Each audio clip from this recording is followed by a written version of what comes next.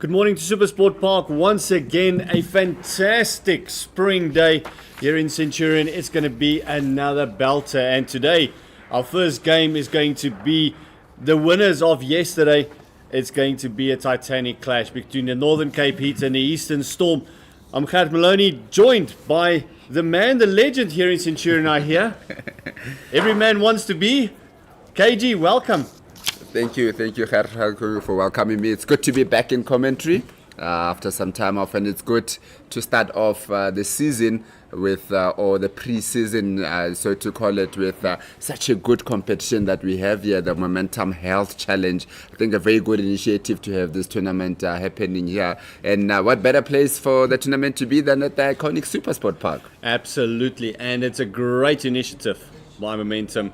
The Momentum Health Challenge is going to be one of those that's just going to close the gap between their Division 1 and 2, give the guys a bit of opportunity to play more cricket, because the winner of this tournament on Friday will actually play the Titans. Yeah, definitely. I think it's a good measuring tool for the teams to see just how far they are or how close they are to the teams in Division 1. And obviously, it's a very big incentive to win and then afterwards to actually play against the Momentum Multiplier Titans. So it's going to be a very good. There's a lot at stake here. Some of the players might be looking, maybe, if they do well enough, they impress well enough, one of the Division 1 teams might just call them up for the T20s on loan, because there is that loan system that happens now within the CSA structure.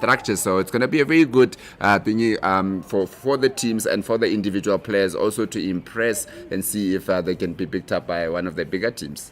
Absolutely. The toss this morning on this brisk day, all the teams have played, and the Northern Cape Heat has won the toss and elected to field first. And with the amount of experience they have, with Big Hardes Viljoen on that field, who did a fantastic job yesterday with the ball picking up a forfer, I think they feel that this morning there might just be something in the deck for us. You were down there. How does that deck looking? Yeah, definitely. I think with Supersport Park, it tends to get flatter as the time goes by. So the best time to try and get wickets out of it is probably earlier on. And then it's easier to chase, if I can call it that, because, as I said, it just get a bit flatter as we get on with the action. Our first ball, and it's one of the changes that came in from the Northern Cape Heat. It's Kwaba coming in to bowl their very first delivery, striding in and just hitting the deck a little bit, and it is Mark. It's another change that the Eastern Storm has made, and they've made literally several changes. Yeah, they made 7 changes in their team. We'll just go through the team list in a bit. Just worked around the legs, getting us started off on the day with a lovely single, just making sure that he's getting the pace of the pitch. And his partner is Brits, who did open the batting yesterday as well. Didn't really get going, Chris Brits, yesterday, but he did look like he did look the part. Yeah, he did look like somebody that has got runs in him. Obviously, he was betting with Kabeles Kukune, who went on to score 100 yesterday. So he was just basically looking on from the other side. He'll be looking to be the man that does that today. And the first wide for the day as well. The first extra gives some exercise for umpire Kaza there. Yeah, just to go through the team list of the Eastern Storm, they've got Chris Bretts, Mark Pierce, Mashego Ntlantla, the wicketkeeper, the experienced Grant Thompson, the captain, Michaele Pillay, Aaron Fesser, Leandre Leber, Juan Steyn, Shavir Khan, Martin Kumalo, and Tumelo Semelani. Again, just worked off the legs. Great work there by the man on deep square. He does have some protection on the fence. He's got the man at deep square out on the boundary. And then the sweeper is about 10 meters off the fence there. It is about a 60-40 split in the field as we're playing on the right-hand side of the field. Quite an interesting field to have in terms of just trying to figure out what kind of a line is he looking to bowl here. And as we went through the field, there's another single. Just dropped down to that vacant backward point, because that sweeper man has moved all the way across to a deep point. And then they've got a deep square as well. I think it might be that they noticed yesterday when they were playing, the pitch was a little bit too pace, especially when hitting that back of a length line. So cutting and pulling wasn't easy yesterday. It was a lot easier when the ball was pitched up.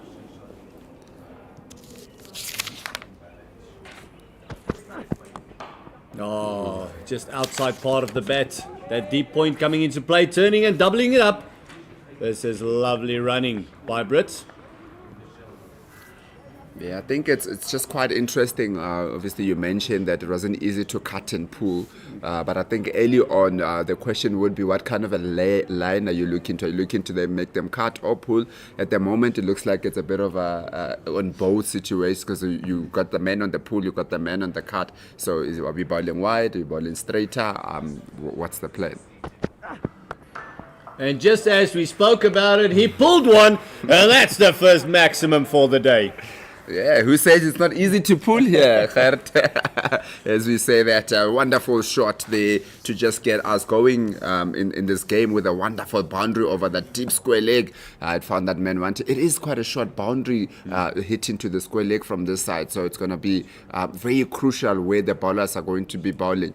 Going straight might not be the best of ideas because of that short boundary that you have on the leg side. Yeah, I think that field might also be because of the bowler. He might be a little bit inconsistent with length as well. They might just feel that he is going to drop it in short. Let's just try and protect both. But that was just no chance for that fielder there as we come to the end of the first over. It is 12 without loss. And it looks like this time round, yesterday he did not open the bowling, with Van Rensburg opening the bowling, but this is one of the changes that was brought in. Van Rensburg missing out today. Looks like it's big Hardes Viljoen that's going to be opening up the bowling from his successful end yesterday. And the head-ups River end. Coming into Mark. Oh, and immediately starts off exactly the same as yesterday. First ball on the money, back of a length, outside off. Yeah, very good bowling there from Hartes Viljoen to start things off. Looks like there's a bit of juice in there. I mean, we spoke about how crucial it is to, when you bowling first, to make sure that you use the pitch to the best that you can. And a very good juicy length there, just outside the off stump from Hartes Viljoen.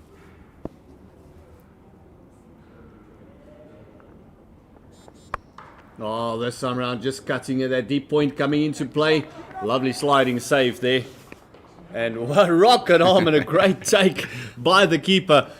The Teko doing a good job there, me. I'm just asking the fielder, maybe just put that rocket away. Just it's the shorter part of it.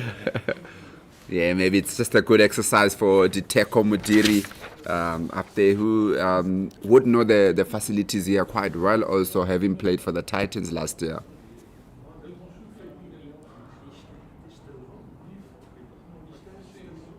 Now this Viljoen just circling up. Brits facing up. He's on 9.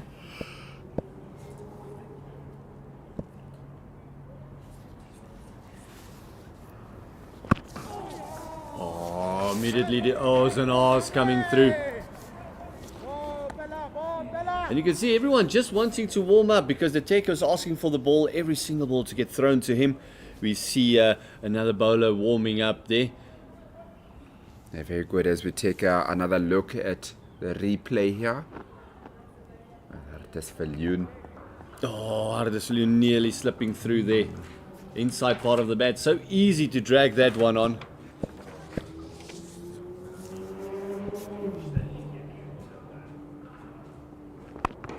Oh, drifting onto the legs. They should be looking to double up as it gone to the big part of the fence. Yeah, definitely a bit of a change in tactic from Hartes Viljoen. The first two balls were a bit wider, a bit on the back of a length, and the last two balls is just looking to threaten those stumps, bowling it a little bit straighter, and obviously getting the ball hitting to the leg side, to the longer part of the boundary.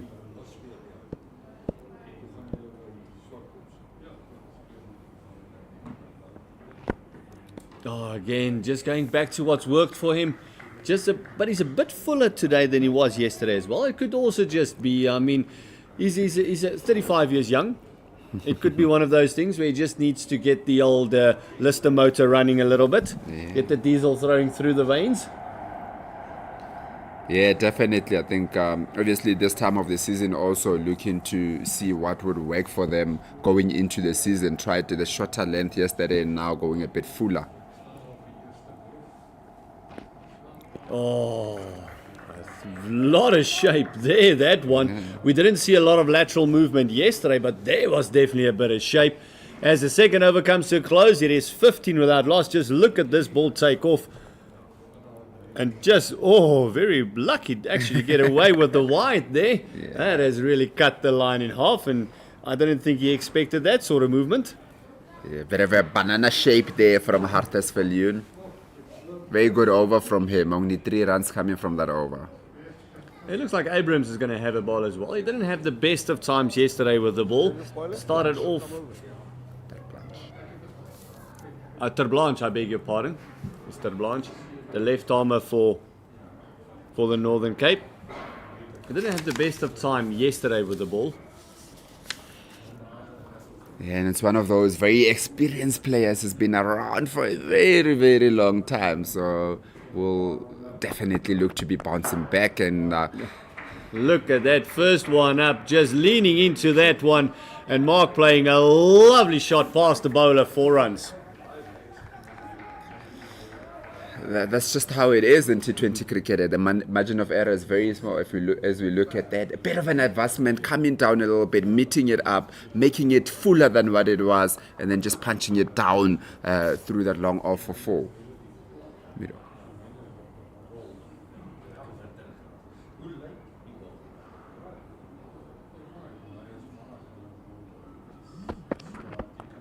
Oh, this time just going on to the legs. There's another 4, lovely played, but inside part of the bat, but with no protection on the fence. As soon as it passes that man at short fine leg, it's gone. It's gone. No, definitely. But with the way that it looks like Romano Terblanche is bowling, getting the ball to come in, I'm not sure if there is a need to have that deep point out there because he's bowling it straighter. So every time he makes there's a bit of a contact, it will go down to that leg side rather than take that man at 45 down there to give him protection. And that's exactly what you were saying, is bowling into the legs, and there is a little bit of movement into the right-hander, and it might be just worth their while just bringing in that point and just have someone extra on the leg side, especially for that missed time, maybe a lofted shot. You can even have him in a short catching position if he wants to put more pressure on the batter. Definitely, because the leg side is a bit more opened and the ball is coming down. It's a shorter boundary, so you want to protect that as much as possible. And there's one that goes over cover. Is it going to reach the fence? Big Art is in pursuit. No, it's not. He's not going to catch up. It's 4 runs. And it's a very good shot there from the batter, just making sure that he gets good connection of it, backing himself to get it over that ring and taking it down to that mid off for 4. And Terblanche continuing where he left off yesterday. Like I said, he did not have a great time of the ball yesterday. And you can see that one also, it wasn't timed to perfection. Just looking at the bottom part of his bat there, it did sound a bit toey in the end. But still, this outfield is lightning.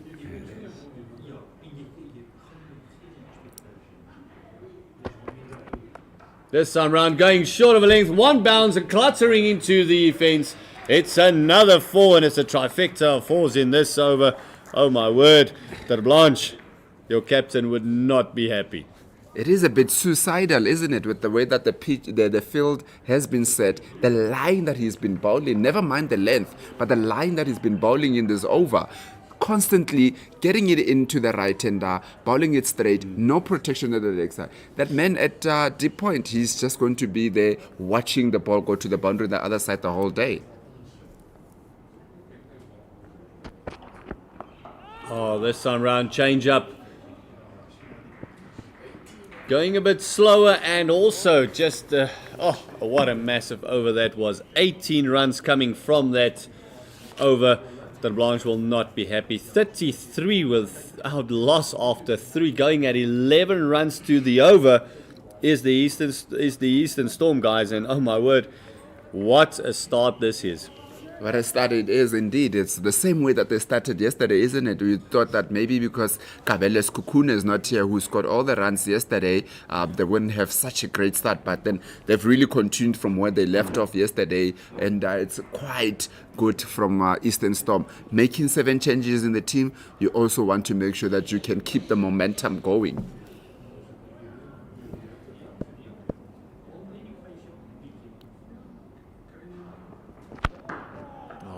back to the line that worked for him yesterday. Just hitting that 7-meter mark. It's exactly where you want to be. You can just see the difference in experience when it comes to the other bowlers, and we saw it yesterday as well. The win against the Limpopo Impalas for the Northern Cape Heat was because of this man bowling now. He was the difference, Hardes Viljoen. No, definitely a bit of experience that you say that you speak about. He has figured it out very quickly what kind of a length and a line that you need to bowl, and I think the other guys can actually learn from him where to bowl. Oh, was there a bit of a feather on? Is that side pad? Let's wait for a signal. No. Umpire Achenbach says that came off the thigh pad. It's 4 leg byes. And the score is rocket around 37. This time Hardes also just straying off that line. Maybe going for that big banana that he bowled in that previous over. You could see that ball just not swinging, just continuing with the line. The Teko had no chance once it touched that pad. Yeah, definitely a bit of too much work to be done there by the Teko Mudiri, and the time around didn't get to it. With Hardes Viljoen just straying a touch and bowling it a bit too straight at that time around. Oh, good fielding off his own bowling. Tell you what, Brits is looking fantastic this morning. Yesterday he played a supporting role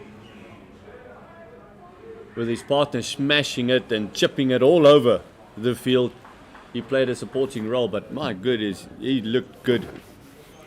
Yeah, definitely. I think today he would basically take in the baton off from Kabeles Kukune after what he did yesterday. He would have been on the other side looking at what's happening, and then today he has to take over, and so far so good for him. Oh, big appeal, and given out just as we sung the praises. Hardes Viljoen pitches it up, swings it into those legs, and it's the first wicket for the Northern Cape Heat. Yeah, very good bowling there from Hardes Viljoen. Chris Brett looked like he wanted to go just across and access that leg side, and that time around with Hardes Viljoen, he has been getting some movement, so just bit him there a little bit. As we have a look at this again, just a bit of a shimmy from Chris Brett going to the offside, and hey, Hardes Viljoen said, you miss it, I hit, and you put your pads in front, I hit the pads, and that's gone. And we saw yesterday with 1 or 2 wickets, the momentum slowed down drastically. And this is what the hope would be for the Northern Cape Heat, because at the moment they're still going at 10 and over is the Eastern Storm. And Hardes Viljoen only has 2 overs left after this, only 2 balls in this over. So they would hope that he would maybe get another breakthrough, or that the other bowlers will learn from him, as you said. As we see Mashiko coming in, he's going to be joining Mark Pierce. Yeah, Mashiko, one of the changes, the wicketkeeper for today, one of the changes coming in. With Hardes Viljoen, I think a T20 game is such a short game that you almost want to kill it as early as possible. So if somebody is bowling like this, I would say you would even give them 3 overs up front, try to see if they can get 3 or 4 wickets up front and kill the game, the momentum early on. Oh, very well left on lengths there. Very juicy here from Hardes Viljoen. The ball carrying very nicely to the keeper. Really bowling very, very well, showing all the experience that he has had. We would say a very good signing for Northern Cape Heat. Early signs look like it's a very good signing for them. No, the other bowlers just need to learn from him. Just harness all the energy. Be a sponge. Whatever he says, just take it in. Getting in that second slip now. You can see he's just going to move him across to maybe. That's put him into second, moving the third man a bit finer, and even more changes. This time they said, no, hold on, I want a gully in there now as well. Deep point going out, gully coming in, a short third man. What has Hardes got up his sleeve here? The big bender? A double bluff. Oh.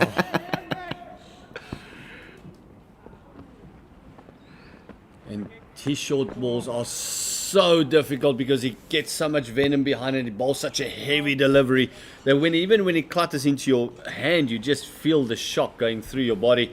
End of the 4th over, end of Hardersville's second. A successful over there for the Northern Cape Heat. It is 38 for the loss of 1 after 4, going at 9.5. Yeah, I think the Eastern Storm started off very high with high intensity going in. They lost the wicket of Chris Bretts, and since then Northern Cape look like they're getting things a little bit. I think it's a very good thing for them to obviously have Mashiko on strike, a new man that has just come in, and Kwabe coming back into the attack from the pavilion end. Maybe the new man, the new bowler might have a bit of more confidence to get the wicket.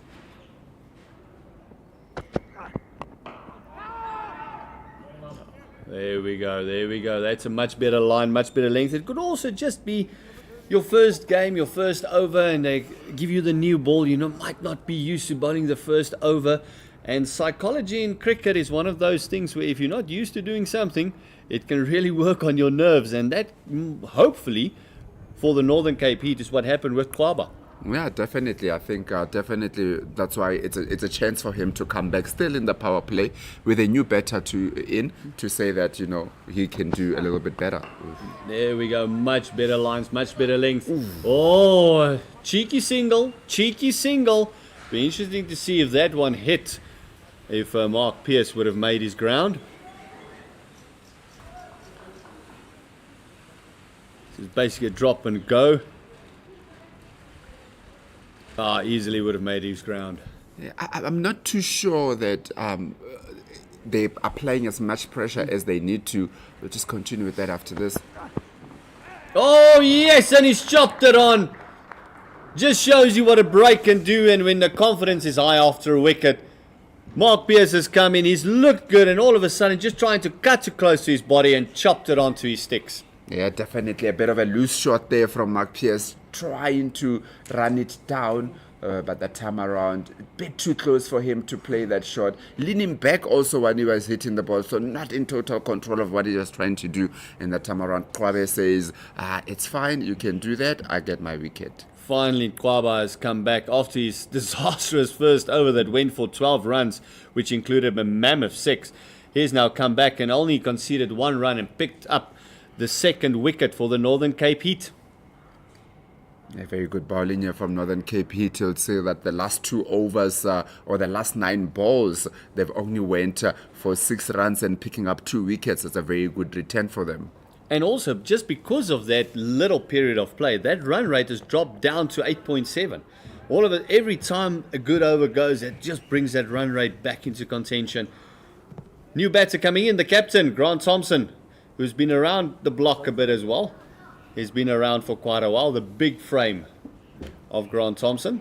Yeah, definitely. It's going to be very interesting how they go about this also. As you said, he's actually coming from Northern Cape Heat last season, coming back to Eastern Storm. So it's going to be very interesting to see how they go about things. Have they figured him out that this is a man that played for us when we know exactly how he plays?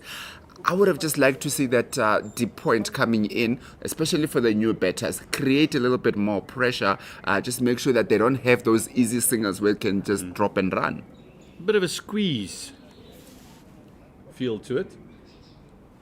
Kwaba very excited to bowl. It's the umpire still adjusting Mashiko's helmet there, just helping him out there. Maybe just a bit of strap problems.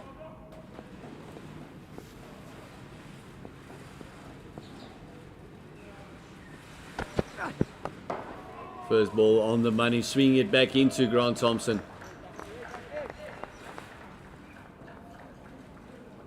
2 more deliveries to go in this 5th over. And all of a sudden the Northern Cape Heat spirits on the field has just gone up as we see that wicket again, just chopping it on from the inside edge. That is what a wicket can do, hey, isn't it? Now you've got 2, so that means that actually double the confidence that you're looking to get. Oh, this time around going for that short arm jab. He does have protection on the field. Didn't come up as much as he expected. But only the Teko behind the stumps interested. Yeah, definitely. Just that one that Grant Thompson was looking to hit it over that short boundary on the square leg, but did not manage to get anything on it. And after that, it looked like he wanted to steal a run just to get to the other side and just relax a little bit.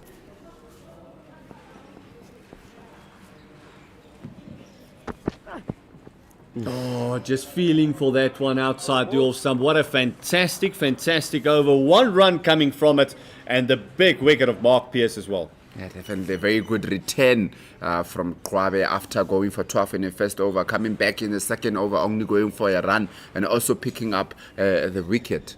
Yeah, that's exactly what your captain would want you to do. Not everything will always go your way, but the comeback is always important. Interesting to see what they're going to do now. They've changed ends with Ter Blanche. Hopefully this would change his fortune as well. And also, two relatively new batters to the crease, with Mashiko only facing 4 deliveries and Grant Thompson 3. So they might feel that they can get an over in from him here and there, just to make sure. Going for 18 in his very first over. Oh, Does have a bit more, I don't want to say protection, but obviously now bowling to the longer boundary with the way that he's been bowling. 2 new batters coming in also might give him a bit of confidence. that deep point coming into play. And this is exactly what you've been asking for now, is with the line that he's been bowling, even though he changed ends, now bowling to the bigger side of the field. Deep point coming in and maybe getting an extra man onto the leg side there, because you'll see there's a vast space, big land for sale in the mid-wicket area. They can double up or even triple up if the ball goes close to the fence there easily. And the way he's been bowling, targeting the legs, also coming around the wicket now. Oh, Even more so.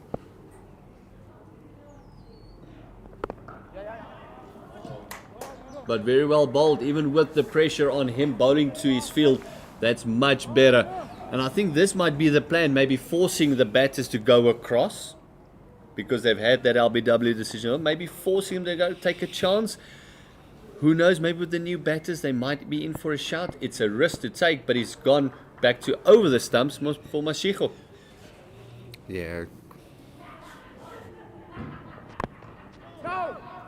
Much better control this time around from Ter Blanche.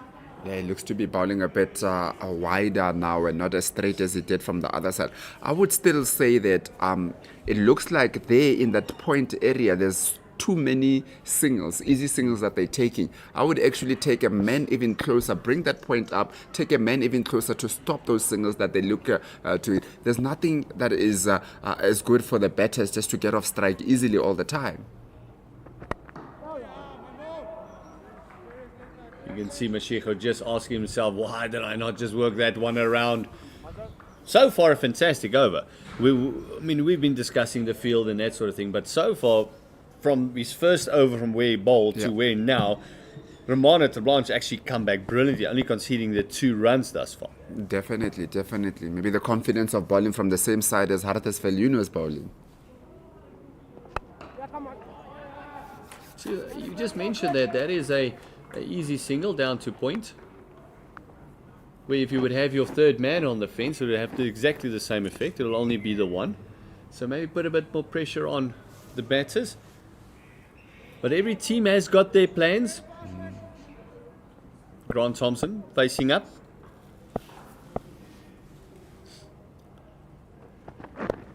Oh, there's some worked around the corner. Are they going to double up? It looks like Grant Thompson's going to come back. The big man's coming back. Not a great throw. Big part of the field. And that's 2 runs to end off the over. It is 6 gone. It is 44 for 2. And that means the power play is gone as well. Power play, 44 runs, 7.2 and over. What a great comeback by the Northern Cape Heat. After at one stage they were going at 11 was the Eastern Storm. Definitely, it would look like they would go about 60 odd or so in the power play, but then the Northern Cape Heat, through the experience of Hartes Viljoen, really brought it back. Kwabe also came back, and then he managed to just go for 1 run. Romano Ter Blanche also, the 2 guys that struggled in their first overs, they came back, and then they just made amends from where they left off. And this came. And finally, we see a bit of spin. We saw it yesterday as well. As soon as the power play is done, we get a bit of spin introduced. It's Kim coming in. Captain of the team, NSKM coming in, one of the nominees for the Division 2 T20 Player of the Year. So somebody that has had a very good season last year. Left arm Morphy. One of those guys that slow through the air, doesn't get a great amount of turn, but he does have that quicker one that just slides into that right-handers. Kind of very clever bowler that he is, isn't it? You see that round arm, just pushing it in, just mentioning it, just pushing it in. It's almost like he's almost angling it into that right-hander.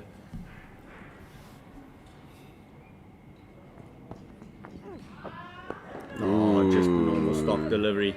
I think he's going to be a handful on this deck. With the deck being a little bit too paced, he's going to be a handful. Definitely, and so far he does look like somebody that is going to really trouble the batters.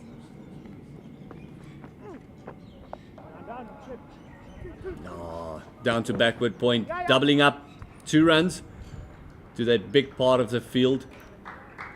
Great bowling, nothing wrong. Maybe just a little bit more width than he wanted to give Mashiko. Yeah, definitely. Just look like Mashiko is also trying to look for some room. Looks like he's staying leg side of the ball to give himself room in order to access that offside. Oh, that ball sliding in again. He's a very clever cricketer, is Ernest Kemp. Very much so. I suppose that's why he's the captain of the team, isn't it? That he figures things out very quickly and sees what type of bowling needs to be employed here. The one thing that makes the way that Kemp's ball, it does have a bit of a round arm feel to it as we come to the end of the 7th over. It is 46 for the loss of 2. You heard. And to say that, I'll be joined by Pilas Sunday in commentary. Pilas, welcome to commentary. Yeah, very good morning, KG. Really good start from both sides, and really thought that power play was evenly matched with both teams. Especially the Eastern Storm got off to a really good start with Brits up front, and then when they lost those 2 wickets, being pegged back a little bit, especially in that last over of the power play. I thought they would have attacked it a little bit more just to wrestle back the momentum after losing those 2 wickets, but it's the heat that has really done well to decrease the run rate here and also picking up wickets.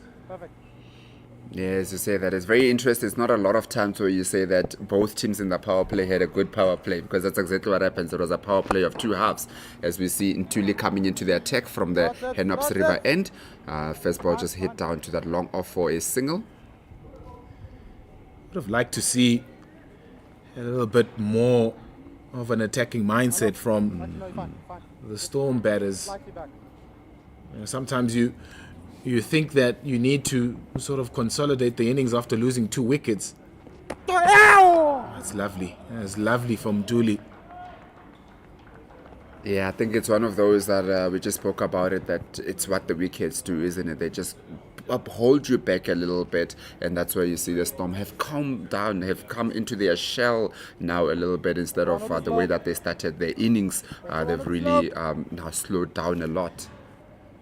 Oh yeah. And this middle phase is also so important as well. I mean, Nhlanhla Mashiko has come in and he hasn't looked particularly convincing with how he wants to go about his game. 7 from 16 so far. He needs to up the ante.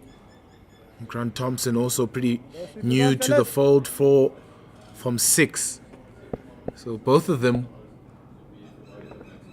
need to decide who's going to be the aggressor, and it's Thompson. Ooh, beautiful shot that from Grant Thompson. That's what they need, the Eastern Storm, just to up the ante a little bit here. Yeah, definitely. You just felt that it was that moment in the game where something has to give. We're either going to have a wicket or we're going to have something like that. And Grant Thompson, with all the experience that he has, said it's time that we take it on. We really need to make sure that we up the ante. I mean, going at 6.4 to the over is not going to be good enough on this lovely Super Sport Park wicket. Catch it more, ball.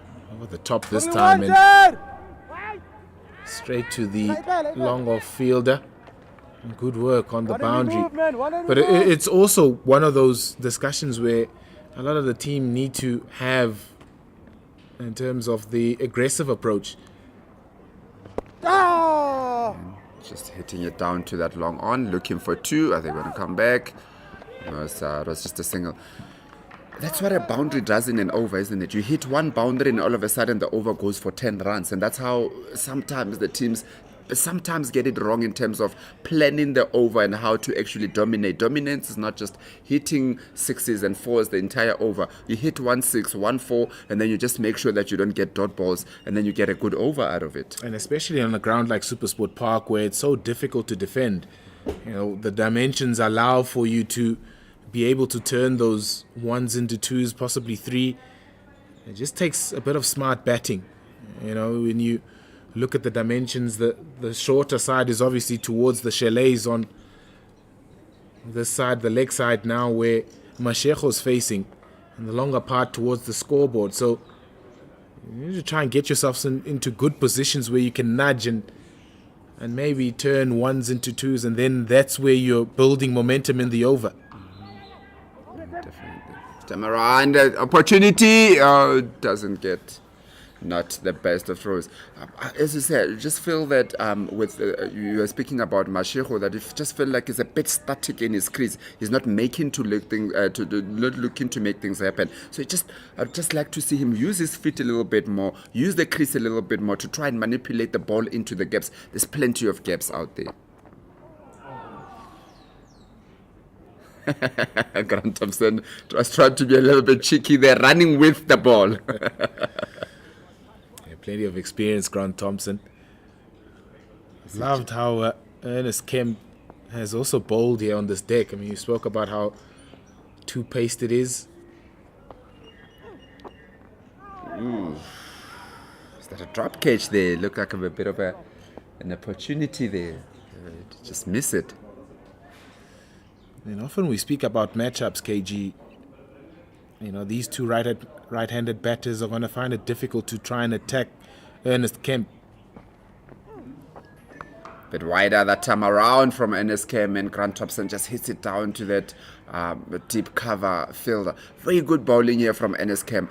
This is the first time that it's probably giving them room, but otherwise it's just been very tight on those thumbs, saying to them, make do something. Mashecho decides to extend those arms and hits it down to that long off for another single. Northern Cape Heat will not be disappointed with the way that the game is going at the moment. They feel that they've really got their clutches on them, with Eastern Storm only going at 6.7 to the over. Very good shot that time around from Grant Thompson, extending those arms, using that experience that he has, hitting it down to that long on for a very good shot from Grant Thompson to end the 9th over. Really good. He got into such a great position, Grant Thompson, and also just used his feet a little bit to try and access the ball and getting closer to it before any sort of spin from Ernest Kemp.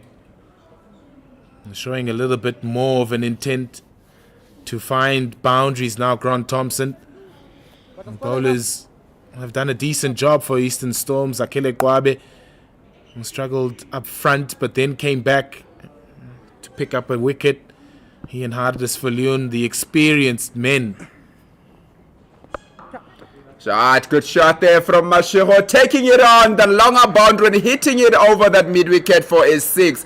Very good shot from Mashecho. You got to feel that it has been coming. Something has to be done. Absolutely. And you spoke about the matchups a little bit earlier on.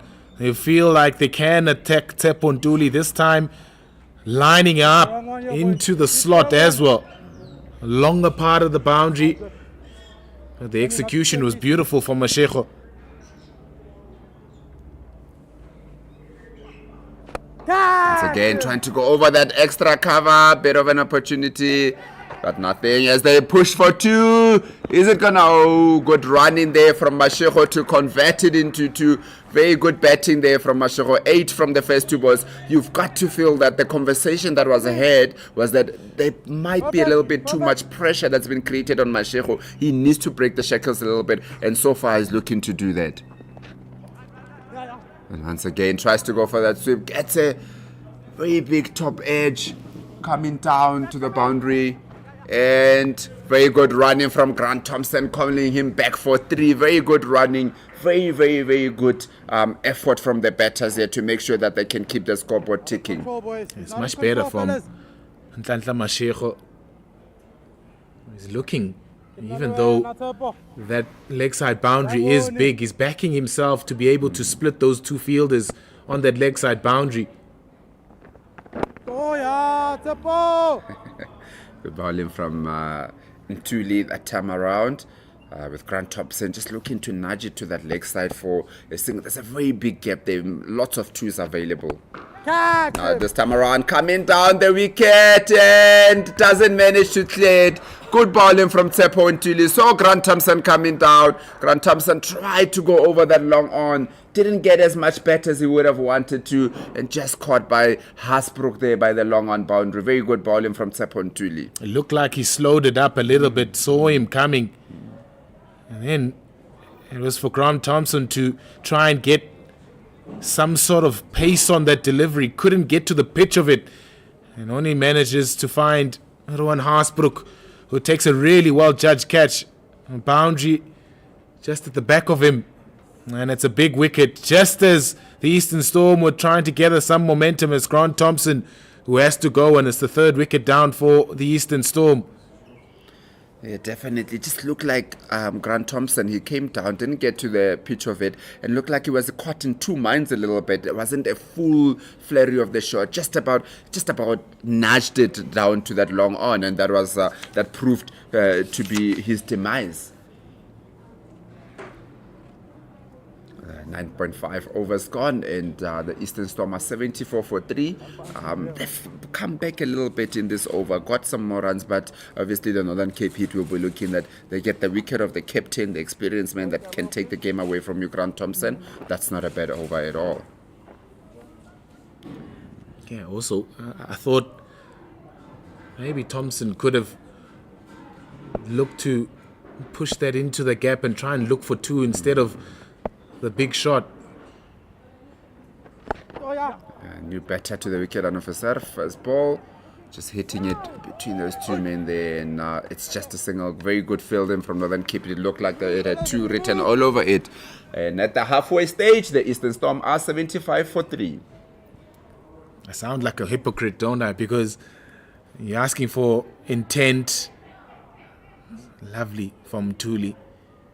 He probably could have chipped that to the right of Rowan Hasbrook and try and push him to make a mistake on the boundary and come back for 2. But I do sound like a hypocrite because you ask for an intent and an attacking mindset from players, and then when they do falter like that, you said maybe you could have chosen a more safer approach. But I guess, you know, that's the thing, is you got to find the balance between the attacking intent and also being smart in how you go about that. He already got plenty of runs in that over, but just to make sure that you see it out, the last 2 balls of that over. And as Cam continuing the way that he has been bowling, just bowling the tight line, not allowing the batters to have any sort of room to hit the ball. Very good bowling from NS Cam. Once again, and this time around, Fisser just gives himself a bit of room to access that offside.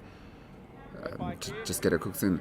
Say that it sounds like hypocrisy, but I think the way that we look at that shot is that there was intent coming down, but then playing the shot was a bit of a half shot. So we'd have just liked to see him go over or try to put it in the gaps. Oh, once again, NS came with that tight line. Mashiro has really been struggling to get runs off NS Camp's bowling.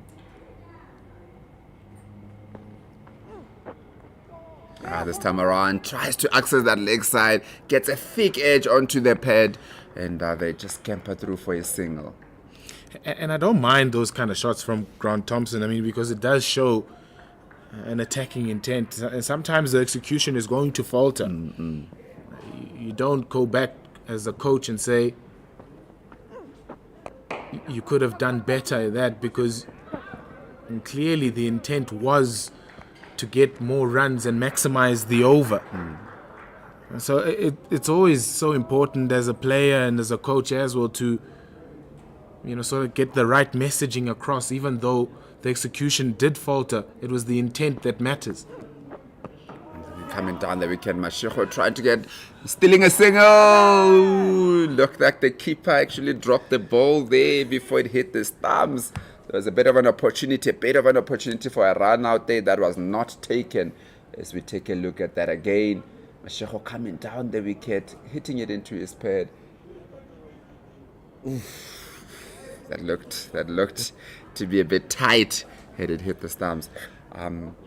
But as we say, we're speaking about the intent and taking the game away and stuff, and we spoke about matchups a little bit earlier, and Ntuli would have been the guy that looked like was targeted, so it looked like to get as many runs as possible from his over, and unfortunately the execution was not as great, but you cannot falter the intent or trying to make something happen in the game. And that's how you grow as a cricketer, isn't it, KG? Because we often speak about it at the higher level. Oh yeah. And how South African batters and players look to sort of approach different situations in an international game. These guys are also faced with similar in terms of how they want to go and improve their games. And that's what you want to see. The domestic game is so important in making sure that you sharpen up those skills so that you can make it to the higher level, to make that step into the higher level. Mashego coming down once again, looking to go over the long off opportunity, and there was an opportunity there at extra cover, but Romano Terreblanche just never looked settled under that ball, and it just went through his arms. Mashego will be feeling very lucky for that very good opportunity that was created by Tsepo Ntuli. Once again, Mashego this time around goes to that leg side, and this time around does not get it over, and is caught at that cow corner, trying to hit it over once again. This time did not work out for him, not enough bat on it. Fantastic bowling this from Tsepo Ntuli. The previous ball, you probably saw Nhlanhla Mashego coming down the wicket, dragged it a little bit wider, couldn't get to the pitch of it, and then unfortunately Romano Terreblanche couldn't hang on. This time around, closer, a little bit more flight on it, invited that big shot. He's already cleared that boundary on one occasion as Nhlanhla Mashego. This time can't get past the man that's situated there, and it's a really good wicket for the Northern Cape Heat. And just as Nhlanhla Mashego was looking to really put the gas on, he falls for 26 of 27 balls. 83 for 3 now. The Eastern Storm.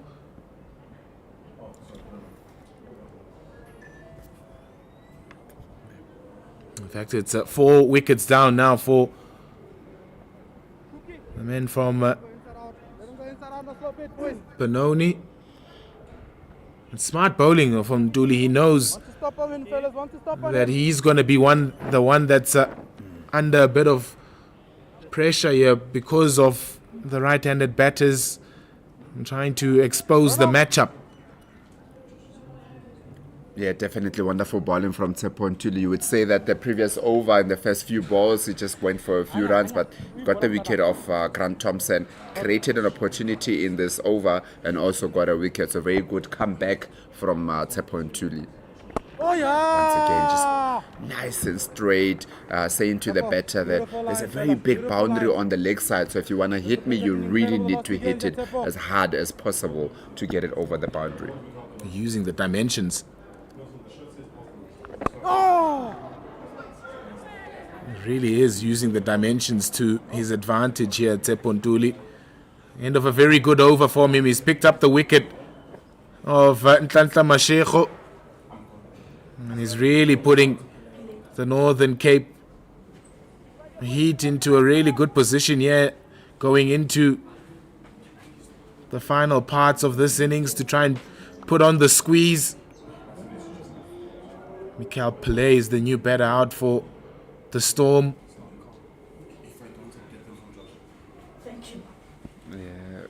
Pele will be looking to you almost caught in a bit of 2 months. Do we consolidate or do we go? Because going on only 6.9 and over, how much time do you have to consolidate? Because you need to put some runs on the board.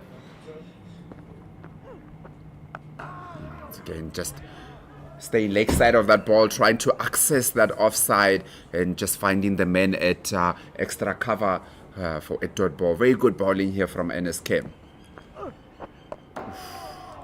Again, just a bit of a sloppy fielding there from NSK. And now they're pushing for 2. Very good running from Eastern Storm just to make sure that they convert. It's been very tight. The runs have been very tight to come by. And now they got an opportunity to turn a 1 into 2, and they did exactly that. I still want to see them being attacking. I think Aaron Visser still has the talent. Mikael Pillay is also pretty new to the crease, but I still want to see the Storm side showing an attacking intent. Good work from Cole Abrams. It doesn't prevent them from taking a single though, but this is the kind of stuff that, as coaches, you want to see young players working out, figuring out what to do next in these kind of situations. You've lost 2 wickets of Thompson and Mashiko in pretty quick succession. Where do you go now? How do you go about scoring the runs that are required? You still have to score the runs. And how do you do that? I think that's what Jeff Doyan is going to be looking for from this pair. Say that tries to do something about it, just doesn't get enough bat on it, which you would say was actually good that he didn't. Might have just hit it straight to the man at long on. Pillars, you make a very good point there in terms of it is also pre-season. So when is the best time to figure out how to actually change the momentum of the game? In pre-season, when you are still basically getting into the system, Again, good bowling from NSK. Very good spell from NSK. Only going for 17 runs in his 4 overs. Didn't pick up any wicket, but in T20 cricket, it's much better to just go at a low economy than picking up wickets. Yes, it's good to have wickets, but if you go for 17 runs in your 4 overs, you'd say that's a very good bowling from NSK. Very good bowling from NSK, and a very good spell. Tepontuli looks like he will finish bowling from the Henops River end. He's so far bowled 3 overs, 2 for 26. He'll be looking to close it up well. 2 fairly new batters at the wicket. Aaron Visser only 9 balls, and Pillay only 4 balls is faced. That just Pillay manages to hit one down to that long off for a single. Combined well have Ernest Kem and Tepontuli as the spin twins. Very smart in how they've operated as well. Dooley defending the longer part is another opportunity, and it's well taken.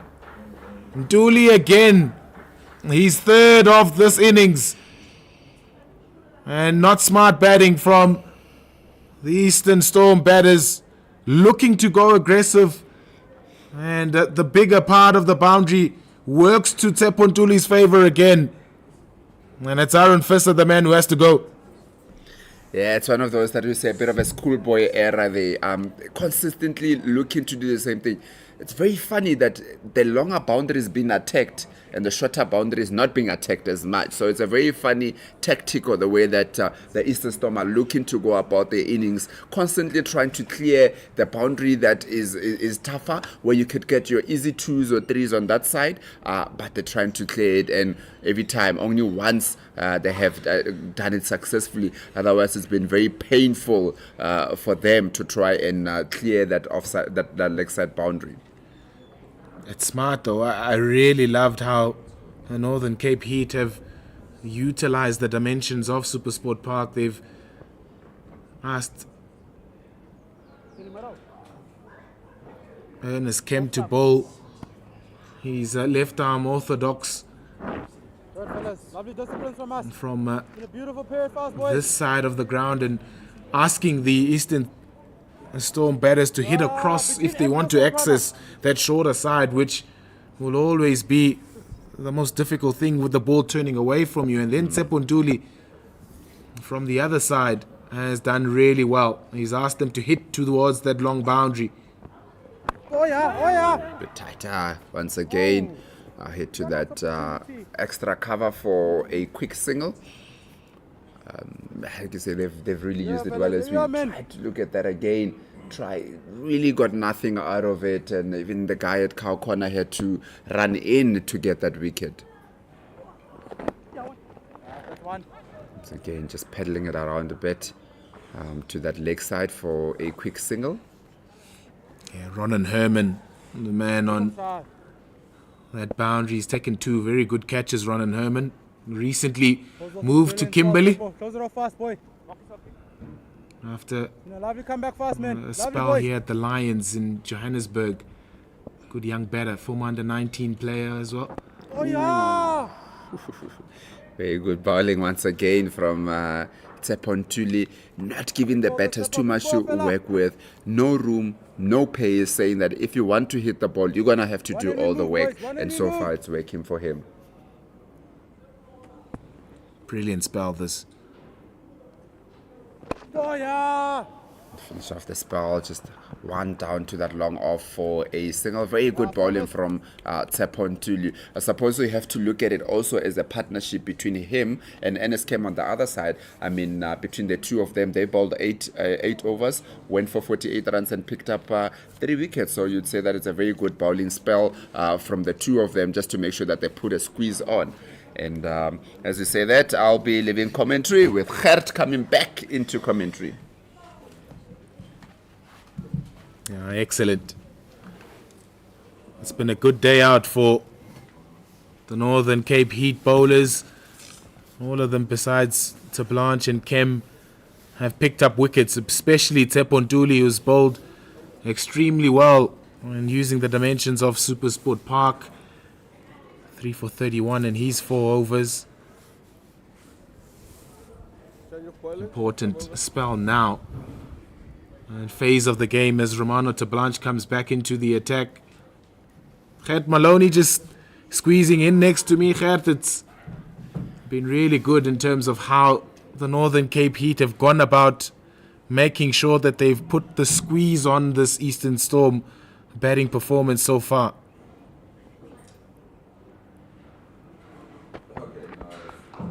Cut away.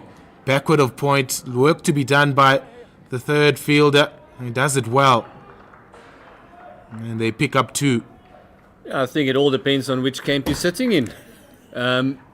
Eastern Storm has actually been very disappointing in the way they've gone about their innings. Yesterday we saw that it is such a big field that the graft has actually made a big difference. I mean, Northern Cape Heat scored 180 without even trying yesterday. So they've been trying to access that big part of the field too many times. And that ball, again, Terblanche just hitting that lines. After going for 18 in his very first over, bowling from this end, he's actually come back very nicely. But just getting back to my point, just trying to access that big part of the field too many times as we see the replay. Coming in and going a lot wider and across the right-hander. If they just play smart cricket from here, they might even get to that, close to that 140, 150 mark if they're going to continue going for the big shots. Oh.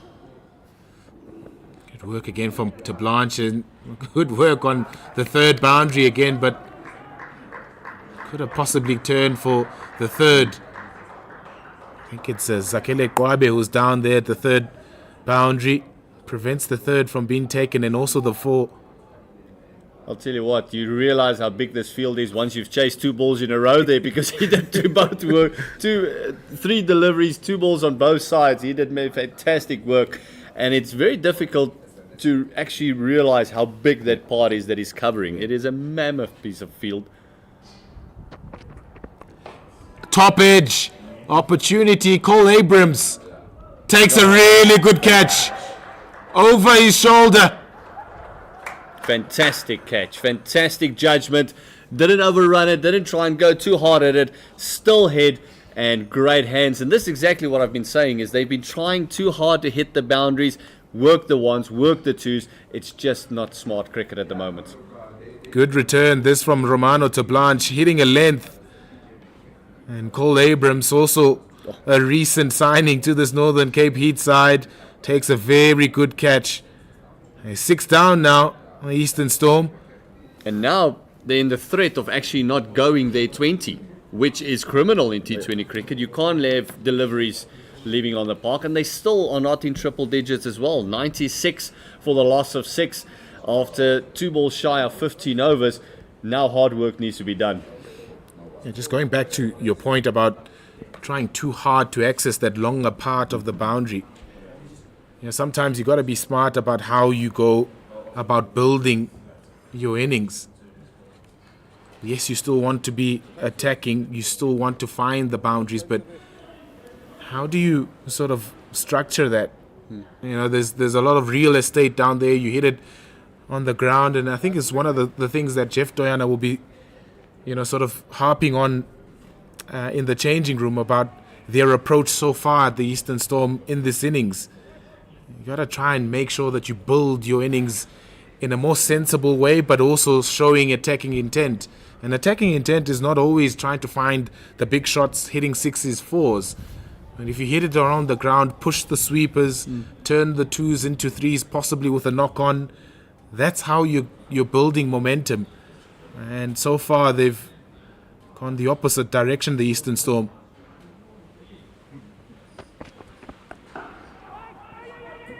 Oh, that was really close. If Cole Abrams was able to cut that off, it was going to be very tight. And now Leander Libba and Shavir Khan were going to get back into their creases. I'll tell you what, Shavir had no questions. That was one. He was going for it and he turned it into 2. And this is exactly what you were asking for, is just making the 1s into 2s. And Shavir Khan might just be that play because he is a gritty batter. Cutaway. Work to be done again from Zakele Kwabe. Easier this time in how they've turned that 1 into 2. Another successful over for the Northern Cape Heat. Romano Tablanche coming back with the wicket, and it's 100 on the board. So finally 100 on the board, but that's the good news for the Northern Cape Heat, if 100 can ever be a good news, because it's in the 15th over. After the start that the Storm have had, they're going at about 11.4 at one stage. Now they've lost 6 wickets in this 15 overs. So what is the approach going to be now? I mean, hopefully for the Eastern Storm, it's going to do what they've been doing now, is push the 2s, push the 3s, push the groundwork a little bit more. And then also the spinners that's done now as well. That might also just give them an opportunity, but a pace on the ball, give them a bit more access to the field, because the spinners did a fantastic job. You got to assess conditions very quickly. Emmanuel Mutsiri will be employed in the death overs for the Northern Cape Heat. And a part of what we're speaking about is assessing conditions very quickly. What is the condition saying to me? How quickly can I go? What tempo do I need to go at? Well, the spinners proved to be a little bit more difficult to try and attack, but they still continue to attack, which was to their downfall, the Eastern Storm batters. And I think, as you mentioned, just assessing where to go to. For the Eastern Storm is batting out their 20 now. That must be their first priority, is making sure that they go to their 20th over with maybe 1 or 2 wickets in hand. Then they can attack from there. Push for 2 here. It'll be easy. Our man is right on that boundary line. Ardis Verloon. You can just hear Shavir Khan just pushing that. Every time the shot's played, he's calling the runs already. And that's what I mentioned about him. He's one of those workers. He will work, he'll run your runs just as hard as he would his. He's a very unselfish cricketer.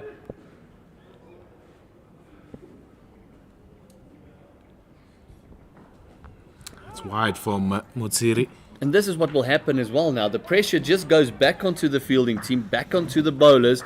And now you'll get that extra delivery in the over. You'll get that extra run with the wide, with the no ball here and there.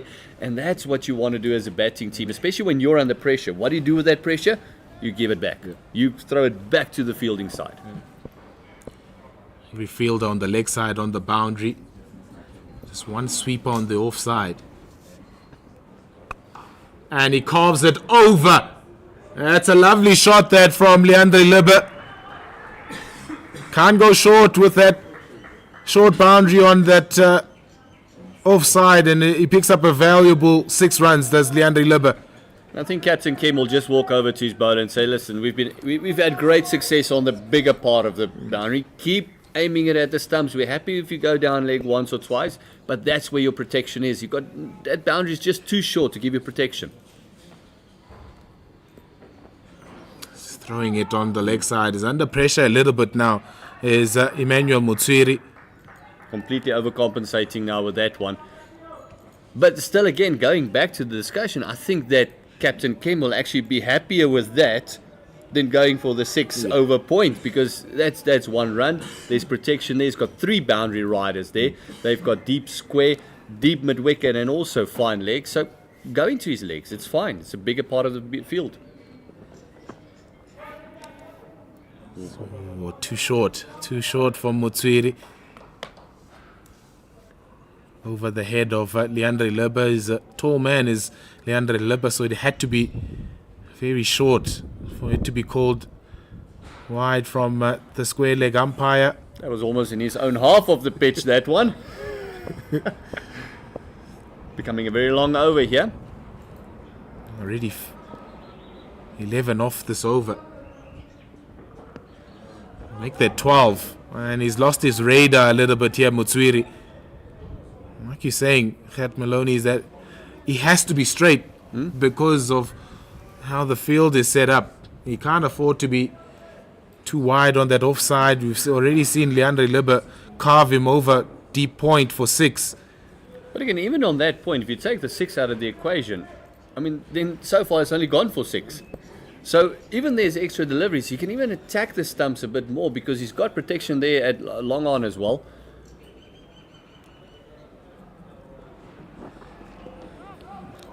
Yeah, he's losing it ever so slightly now, Mutsiri. I think Kim just needs to walk over to him and say, all right, let's take a breath, let's reset completely.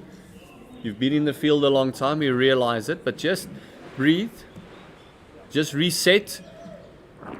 As if the over is not started yet. We're 8 deliveries into this over already. 2 legal ones.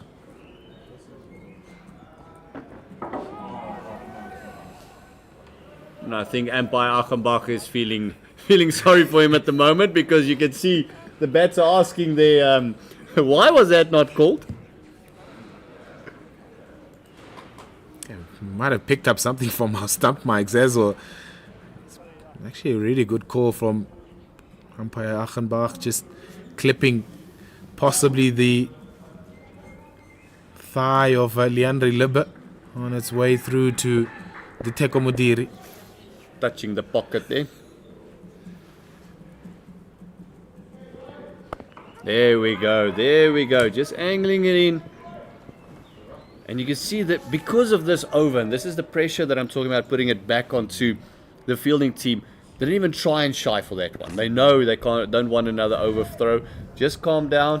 Let's just breathe, everyone. There's 2 deliveries left in this over. Already gone for 14 with only 8 runs coming from the bat. So let's just have a bit of a reset. But I think Shafir Khan will try and capitalize on this over as well without taking too many risks. As the Gautrain train passes us for the 2nd time this morning.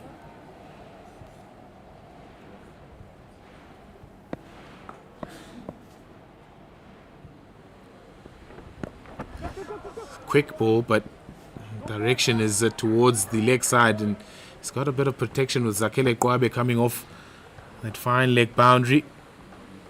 Happening a little bit better now for Emmanuel Mutsiri at the back end of this over. And that's exactly what the captain would have asked him in the beginning of the over. Said, listen, you've got all this protection on the leg side. It is a mammoth field.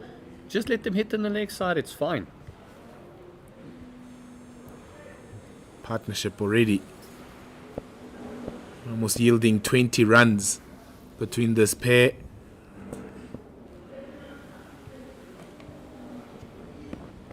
Quick again from Mutswiri. Lots of work for Kwabe to do. Does it well.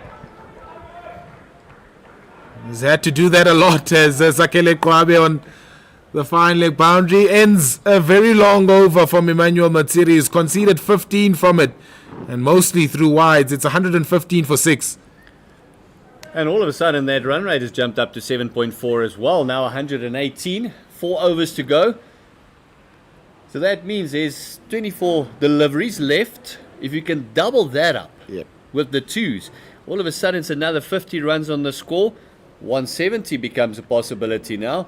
So that is what the Eastern Storm should look at. 160, 165, I think it's par on this mammoth field. 180 is a good score. We saw it yesterday. Anything over 200 is a great score. But 150, I think they're going to be 10, 15 runs short. And having won the toss, Northern Cape Heat are selecting to bowl first. Look at that brain trust there. Yeah. Lots lots of experience, especially from a guy like Ardis Falloon. Similar age between him and Zakele Kwabe, 35 and 36. So a lot of knowledge of how to approach these final 4 overs. You got to feel when you look at that brain trust that there's only one bouncer in that team. Absolutely. But I said it this morning again. Ardis Falloon is a mammoth, man. A very nice guy. But he is a big unit. And carries a lot of respect from the players as well. So hopefully his international experience. And the plans are in place now. It's all about the execution. Cow corner. Fine leg up into the circle. Square leg is also up. And I see going for that deep point option again. Kwabe. Brilliant. Absolutely brilliant that from Leandre Leber. That's pure power. That's what he can do. 6 off the first ball. And that's gone to the bigger part of this field. You can just see him freeing up those arms. He did exactly what the plan was. It's going to be wide. And he's just stand and deliver and spank that for about 80 meters. Yeah, it's very predictable. That's the picture that Zakele Kwabe and the Northern Cape Heat are showing Leandre Leber. It's going to be wide. Outside the off stump.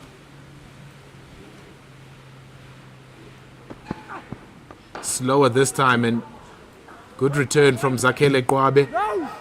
Great fielding from his fast bowling partner just to keep it to 1. And that's exactly what you want. And I think that would have been the conversation is don't be predictable. Throw in the variations. We actually spoke about it yesterday as well during the matches that variations was very few and far in between. Is throw in variations, do something different, don't be predictable. We saw another picture of that, just a mammoth 6 that was hit. And I can't think they'll go pace on again. Slapped away. He's pushing Shavir Khan, but he's not going to pick up the second. Ronan Herman quickly off the boundary. In fact, it's Rohan Haasbroek. Much better bowling there. And again, just a little bit that we've seen today as well. The length is important. You can get away the line even a little bit if the length is good, especially on this deck being a bit too paced. It's good again from Zakele Kwabe. Gonna try and avoid that arc of Leandre Leber. He's a big man, long levers. You can just see Leber walking past the bowler, bit of a look there. Saying, come on. Pitch it up again, let's see. Maybe I mishit it.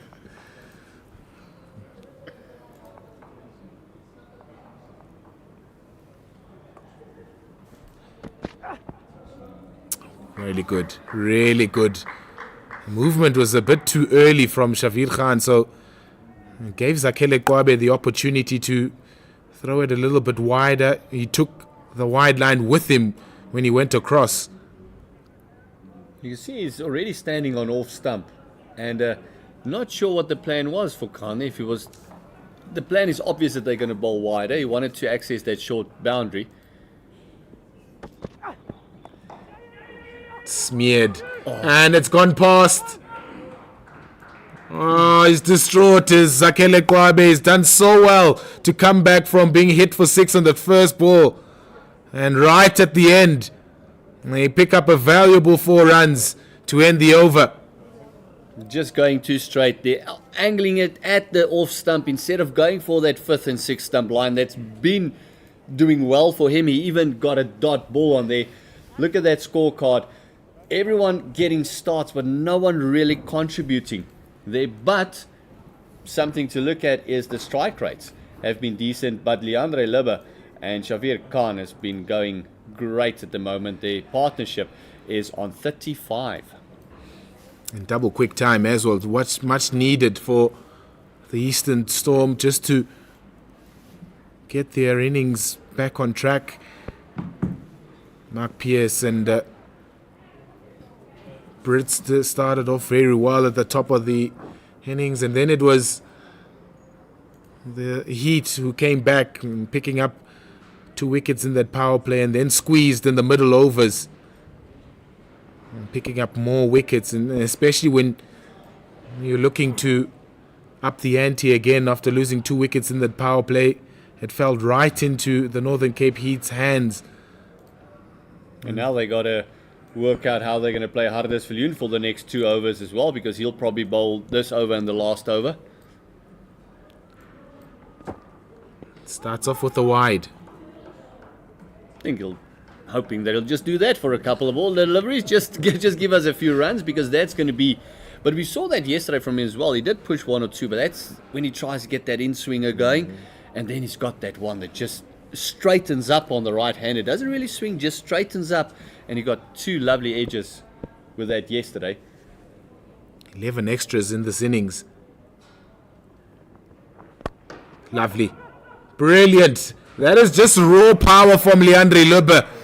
It's not a bad delivery from Hardes Viljoen looking for the block hole, but the power from Libbe digs it out and crashes it to the boundary for 4. I think that Blanche had thought that he might have that covered, but that was hit extremely hard, and with the pace of Hardes Viljoen, that ball just rocketed off that face of the bat. Lovely prospect, this Leandre Libbe. So much power.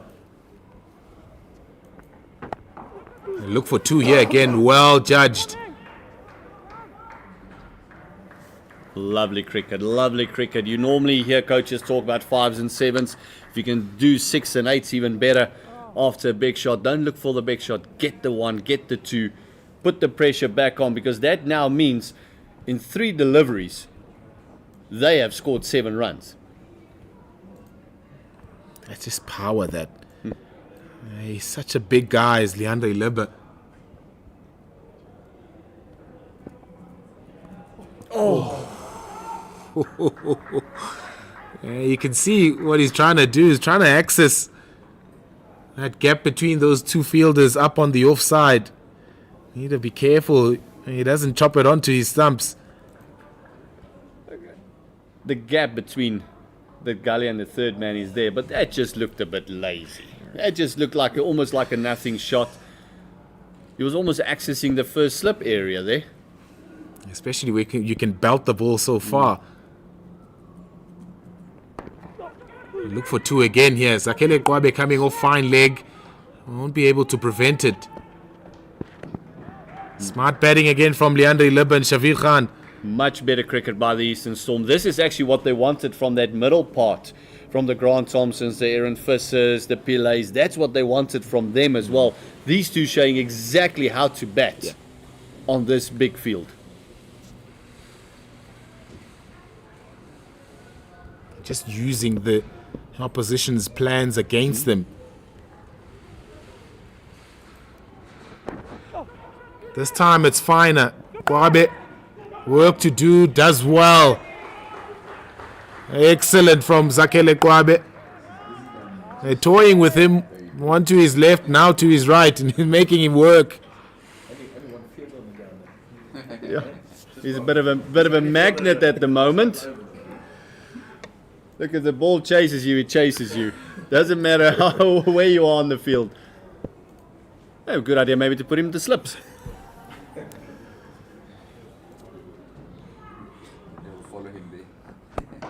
Beautiful. That is so good from Leandre Blibber. Short, wide, and then belted over the top. Ends a really good over for the Heat with a 6. And you felt that he was almost premeditating that one because he knew that they've been working hardest the whole time and he knew that back of a length is coming. He was setting up for that, opening up that front leg and just flat battered it over long haul for 6. And oh, what a start this is. All of a sudden, 148 for 6 after 18, still 2 overs to go. And they still have 4 wickets in hand. Yeah, giving themselves a chance here, Eastern Storm. 148 for 6 now with 2 overs to go. And a lot of this resurrection is thanks to Leandre Libber's powerful striking here at the death overs. They need to continue that momentum. Romano Tablanche, his third over where he picked up a wicket was really good. His first 2 he struggled. And this is an important part of the game now. How do they try and continue to attack Romano Tablanche, who struggled today? Over the top. Lots of work for Ronan Herman to do there. And he does well. They pick up 2 to start the over. And that's exactly what they want to do, is that if it goes to the big side, it's got to be 2. And if it goes anywhere straight and towards the stumps, it's going to go to the short fence. Because they only have the 2 boundary riders, and that's at deep mid-wicket and then also long on. The rest are all placed on that offside. Carved over again. This is an opportunity for the sweeper. Comes in and takes a very simple catch. Good work from Tablanche. Going across Shavir Khan, but he's done a really good job as Shavir Khan to resurrect this Eastern Storm innings. And he has to go for 12. And you look at it and say, but he's only scored 12. But the partnership with Libber, our 54, is what's the story here is, because he's been pushing Libber for those 2s. He's the one that's been turning those 1s into 2s. And very so often we get carried away with the guy scoring runs instead of his partner on the other end that's just giving him that opportunity to score so. 150 for 7 now. The Eastern Storm. Romano Tablanche's second wicket of the match. And a great comeback for him because he went for 18 in his very first over.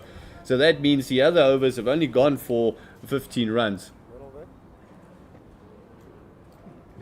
Actually just timed too good at one. Yeah, smart bowling though from Tablanche. Going the cross, the right-hander, forcing him to hit to that big side. Jean Steyn coming in.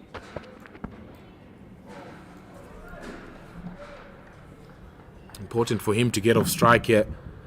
As Juan Steyn. Yeah, still a half an over to go. Maybe a drop and go is on the cards here. Especially with that short boundary now on the leg side for Leandre Libber. Maybe just a drop and go, get off strike. Even if he runs into it with the pads, it's fine.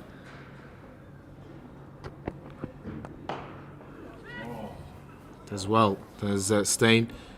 Tell you what, if Romano pulled that one off, that would have been a fantastic catch. That would have been a ripper. Wrong hand following through. It's good this again from Tablanche. He's just making sure that he's using the dimensions again. Important last 2 deliveries for Tablanche here. Good work. Into the block hole. Can't get underneath that one. There's Leandre Libber. Fantastic comeback so far by Romano Terblanche. He's picked up the 2 wickets after his disastrous first over of 18 runs. And 150 up for the Eastern Storm as well. 152 for the loss of 7. So great work done by especially Leandre Libbe and his partner that's unfortunately gone back to the hut, Shavir Khan. Good work from Romano Terblanche. Picked up a wicket in his final over. It's the end of the 19th. 6 to go. It's 152 for 7 rather. And now this becomes a very important over because it'll most likely be Hardesviljoen bowling it. Libbe took a liking to him in that last over. But it just shows you how well Terblanche has come back, because after going for 18 in his first over, he's gone for 17 in the next 3 and picked up 2 wickets. And you actually feel it with that wicket of Shavir Khan. It's just halted the momentum a tad. And look, with 3 wickets in hand, I don't think Libbe will be holding back now. I think doesn't matter which part is the big ground, where's the bus coming from. He's going to try and put the ball on it. If the Gautrain's going to go past, he's going to try and put it through a window. And he's got to be the one that faces majority of the 6 balls remaining now, Leandre Libbe. He has to convey that message to Juan Steyn. If it nudges on the onside, you got to look for 2. Final over. And it's a dot. Call. I think that's a good call. And that came from Juan Steyn, saying that, hold on, you can face. We got a better chance with you there, as we see the Gautrain coming back to Centurion. Is that ominous signs? And there's a nice little battle going on here. The 2 big fellas against one another, Hardesviljoen and Leandre Libbe. Thus far, Libbe has got the upper hand. He has 5 deliveries left. Where will Libbe go? Where will Viljoen go? Beautiful. And good running from Juan Steyn to come back for the second. Fantastic running. Again, Juan Steyn had nothing but 2 on his mind there. He would have sacrificed himself happily for the team there. Very unselfish cricket. And great bowling from Hardesviljoen, giving Libbe nothing to really free those big arms through the line with. Into the block hole again. He's very deep in his creases, Libbe. Got to feel a bumper wouldn't be the worst ball to bowl now. Right on his toes again. Juan Steyn will look for the second. Has to come back. And Kwabe hesitated before letting it loose. And it's 2 again. It's good bowling this from the experienced Hardesviljoen. Is not giving Libbe any freedom to free those arms and look for the big shot. Yeah, 2 leg byes there given by the umpire. Achenbach saying 2 more, but 156 change in field there. Only 4 on the offside now, forcing that onside.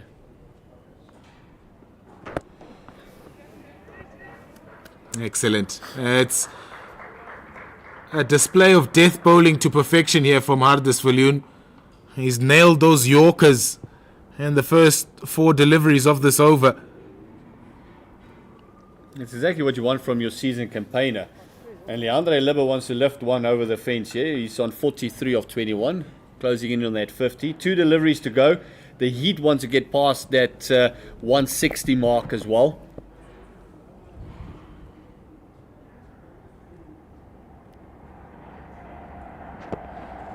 Excellent. Really good. He might feel that he missed out on that one, Libbe. It was a full toss on his legs. And he could have hit that anywhere on that leg side. Yeah, he definitely missed the 2 runs there if he couldn't clear the fence with that one. With the pace of, and again, just changing the field, maybe just making sure that the mind says one thing. Hardesviljoen might just anticipate him giving himself room, try and carve it over that short fence. Last delivery. Excellent. Really good. And he might get a run out here. And he's out on the very last delivery is Leandre Libbe. But what a fine last over from Hardus Viljoen. He's hardly put a foot wrong in this last over. And it's the Northern Cape Heat who finished stronger of the two sides. Eastern Storm with 156 for 7 in their allotted 20 overs. And I dare I say, we've got a really good game on our hands going into this run chase here, Gert Maloney. It's going to be one of those teasers, I feel. It all depends on the start. Because they had a fantastic start at the Eastern Storm and then kind of lost the plot in the middle when they tried to access that big part of the fence, just going too hard of it. And the end part with Xavier Khan and Libbe just showing exactly how you should manage that middle part of your innings. I think the Northern Cape Heat yesterday did a fantastic job of that as well. That 180 that they scored yesterday against Limpopo was almost without trying. So they know exactly what to do on this deck. How's the bowlers going to respond? That's going to be the thing. That power play is going to make a big difference. Well, the batting card for the Eastern Storm looks like this. A really strong start from Mark Pearce and Chris Brits at the top of the order. And some good contributions in the middle from Nhlanhla Mashego, who lost his wicket while trying to up the ante. Grant Thompson. And then right at the end, powerful hitting from Leander Lubbe. 41 from 23. His effort and his partnership with Xavier Khan was the one that really boosted this innings. And again, the difference maker in this innings was the big Hardus Viljoen. There was one over where Libbe took him to the cleaners a tad. I think it was 13 from that over. But in total, only conceding 23 runs in his 4 overs. Again, picking up a very important wicket. But it was the spinners that halted everything, with Ernest Kemp and Ntule coming in, and between them bowling 8 overs, taking 3 wickets and only conceding 48 runs. That kind of stemmed the flow of the runs a tad. Well, the story of the first innings after the Northern Cape Heat won the toss and elected to bowl first. They've restricted the Eastern Storm to 156 for 8 in their allotted 8 overs.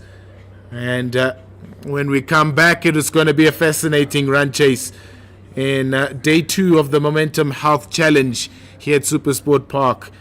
It'll be the Northern Cape Heat who will need 157 to win on this first game of 2 on day 2 of the Momentum Health Challenge. We'll be back in double short time for that run chase.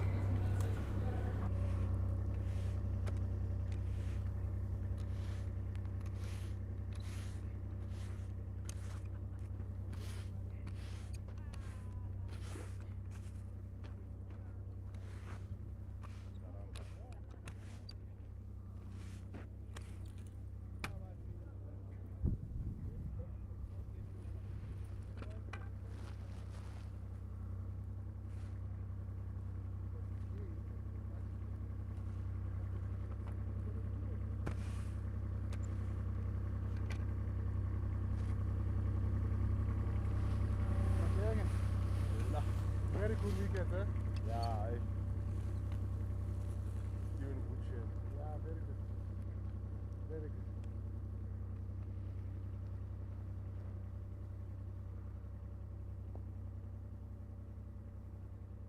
Akshay, Martin, come, ball.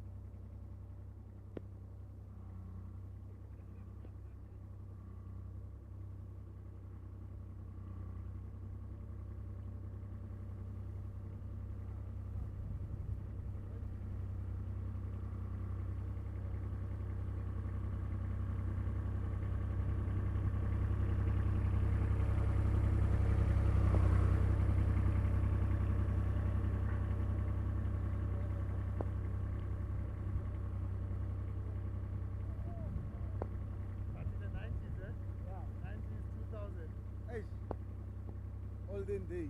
Yeah.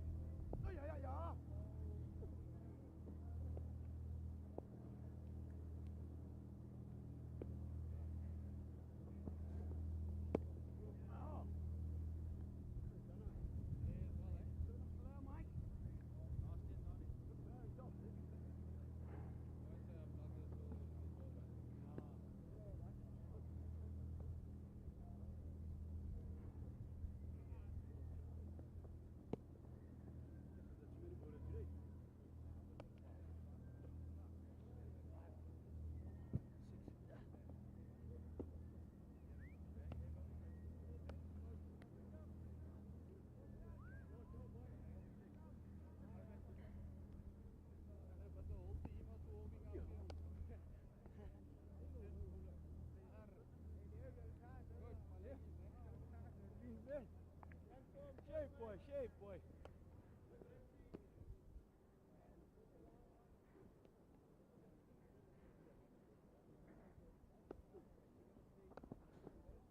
Aya! Last in, Danica.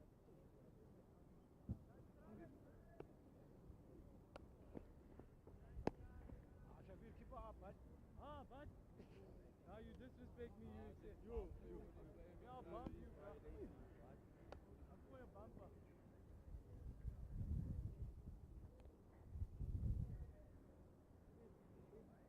Hey, ooh! Shabir.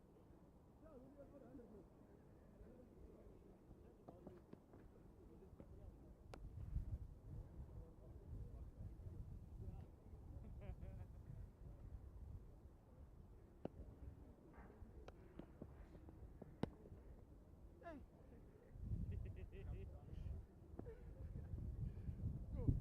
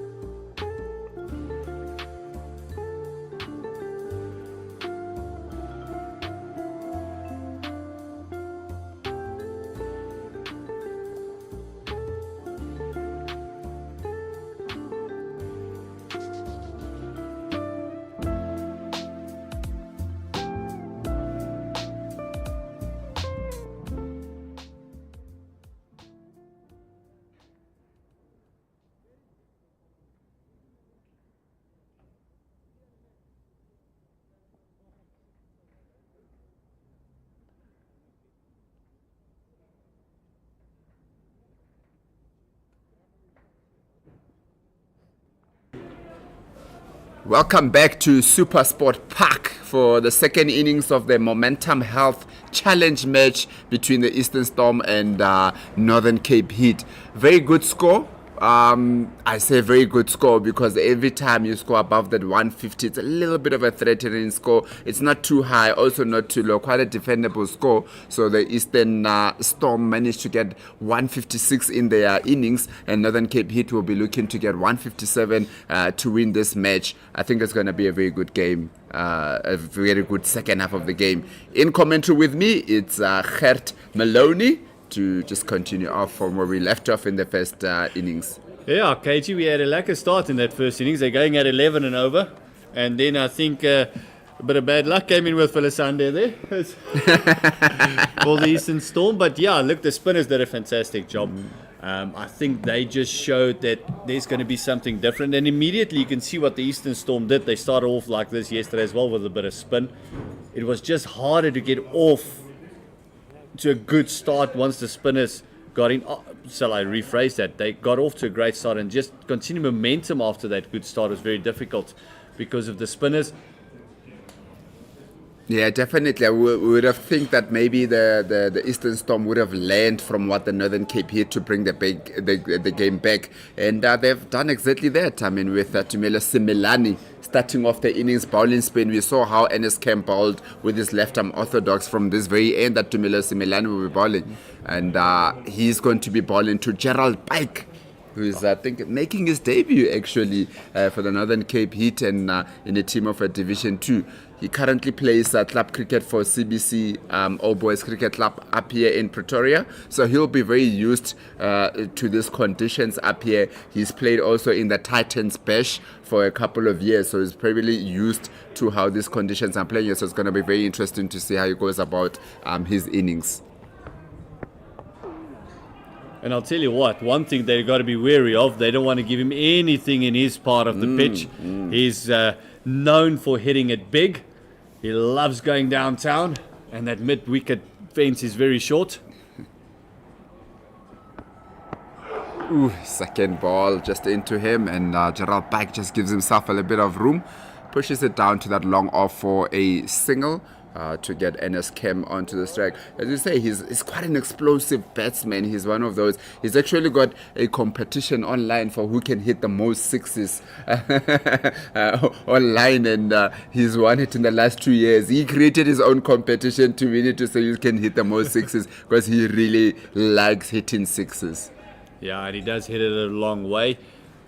His partner on the other side, the captain, Kembu, did a fantastic job with the ball as well. Ernest Kemp. Yeah, definitely. First up, Tumelo Simelane, just making sure that he doesn't give them anything to work with there. So Ernest Kemp just blocks it out. Ernest Kemp is normally your classical batsman that will rotate the strike a lot, and he'll be a good batter to have with Gerald Pike. Once again, Tumelo Simelane looks like he's learned from what Gerald Pike, from what Enes Kem was doing a little bit earlier with the ball, not giving any room, just pitching it up there for them and making it difficult for them to score the runs. Enes Kem just gives himself a little bit of room to the leg side. Tumelo Simelane follows him and just nudges it down to that long on for another single. Very good start here from the Eastern Storm, starting the innings the way that they started with the bat. They started very good with the bat, and they're looking to start also good here with the ball first up. Yeah, important to close out this over. It's been a fantastic one thus far. Again, just a bit of room that time around. Gerald Pike just goes across and hits it down to that deep cover for a single. Very good over from Tumelo Simelane to end the first over in the second innings. Just the 3 runs, 3 singles coming from that over. Great first over, and you can see the intent from Gerald Pike. He wants to give himself a bit of room, but so far, what a fantastic over that was by Simelane, because he was just sliding it across the left-hander as well, not trying to turn it too much into him, not giving him chance to play through the line. You can see him finding the outside part of the bat twice. Now important for them, just the other bowlers, just to follow up and continue the fantastic work that's been done. Yeah, definitely. It's going to be it's always good to be bowling in pairs, isn't it? So you look at the over from Tumelo Similane. It's quite a low score, if you can call it, about 157. It's right there in the between in the middle. So it's going to be very interesting to see how the bowler from the other side, what kind of bowling tactics he employs. You can already see there's a bit of a difference with the way that the Northern Cape Heat bowled. Instead of a deep point, he's actually got a third man and a deep square leg. Just tuck him in there a bit. Gerald Pike just says he'll take his time. He's one of those batters that he normally takes the first 2 or 3 overs or so just to look at how the bowlers are bowling, how the pitch is playing, and then he really looks to go explosive after that. Yeah, I think he's just trying to pick the pace of the pitch, of the bowlers, which one are sliding on, which one will get a bit of extra bounce. Khumalo loves sliding it on. You can see he's a very skiddy bowler, bustling action. Yeah, very skiddy bowler here from Khumalo, also bowling very well in terms of not giving him the room or the length that Gerald Pike knows. I wonder if there's information that was shared that you bowl it anywhere in his arc, he will absolutely hit you out of the crowd.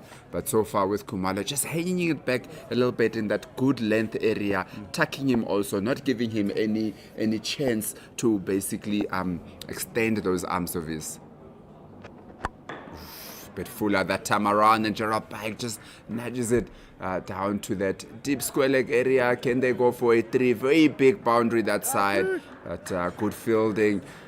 I would just like to see more intent with the running. I just felt that there was a 3 that was on there that was not taken. Look, I'll tell you what, Gerald Pike is not known for his running between the wickets. That is one thing that he's not known for. There's no competition on how many runs you can take in a delivery.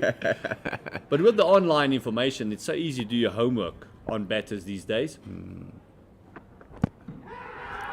This time around, Khumalo just sliding it down and not... an opportunity also created on the non-strikers end there for a run out, but Gerald Pike actually made it. So if you just take a look at that again, Khumalo just going for that stump. You can see Gerald Pike is standing outside the leg stump. Yeah, definitely going down, missing that leg stump. I wasn't too eager to go for that run, and then in the end had to put the jet shoes on because they were going at his end. Lovely bit of fielding there. It's very important also for the Northern Cape Heat. They got a right-left combination starting up for them. It's just with the field as big as it is, make sure that you make the fielding side also change the whole time, because that will also tire them out a tad. Competition's still very much in the early stages. Ooh, NS Cam just looks to heave it, but just gets a thick half of the bat down to that fine leg for a single. Yeah, I actually think that he wanted to go a lot straighter than that. He was aiming to go straight over the bowler's head and just lost his shape. Trying to force that one a bit too much. Khumalo following up that first over with a fantastic over thus far.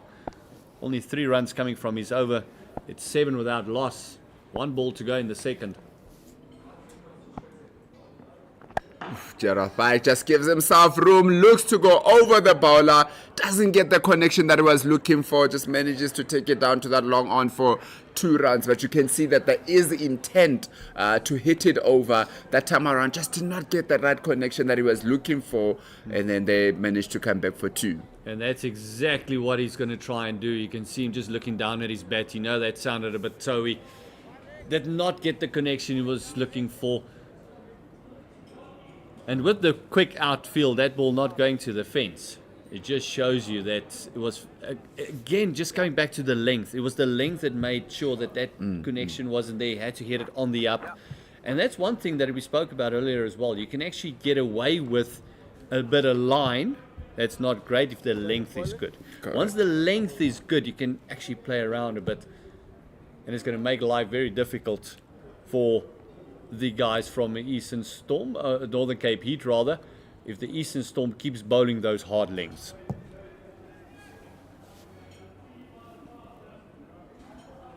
Yeah, definitely. We've got a bowling change from the pavilion end. We saw Tumelo Similane bowling the first over.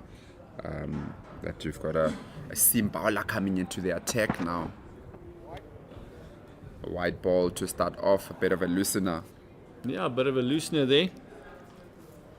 It's Pierce that's gone the route and replacing the spinner.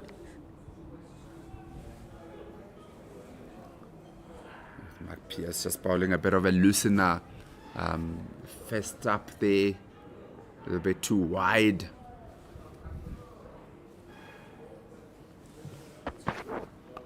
This time around, guys, a bit tighter. And his cam just gets some better on it, but it goes straight to that square leg. I like the way that the Eastern Storm has placed their field. They're not giving them too much room. They've sort of like closed for those quick singles in the ring, but then they've got also two men that are protecting the boundary. Obviously, we're still in the power play and they can only have two men. So I like the way that they've also got a slip in there with their intent to attack and try to get the wickets. Once again, a bit too wide there from Mark Pierce. Just perhaps looking that he's got a slip out there, trying to nick the better off, but then just going a little bit too wide. I think he's trying to get the angle too far across. Even if he gets an edge from that angle, it will miss the slip there as well. Maybe just get in a bit tighter. Ask you to maybe drive through the covers because there's a big gap there as well with the point back on the field. This time around, Pierce just goes a bit tighter, and as Cam says, thank you very much for bowling it in my arc, and hits it down to that long on for a very good shot from Ennis Cam. And that's just what he was waiting for, and that's overcompensation that we're talking about there. Again, the length. If he just went back of a length, all of a sudden it slips comes into play. And as we look at that shot, that was just lovely timing going through it, but it was also stand and deliver. It was there to be hit. Bit of a boundary ball there that time around from Pierce. Again, going a bit wider, giving worth to Ennis Cam, and he extends those arms and says, thank you very much. That vacant extra cover area for another 4 from Ennis Cam. Yeah, the plans might just change here. I think the bowler might just be coming around the wicket now, just saying, listen, let's just close off the angle, bring in the deep points, and then send out the deep square. And I think it's exactly what they're doing. The deep square has gone out. Now, point is still on the fence, though.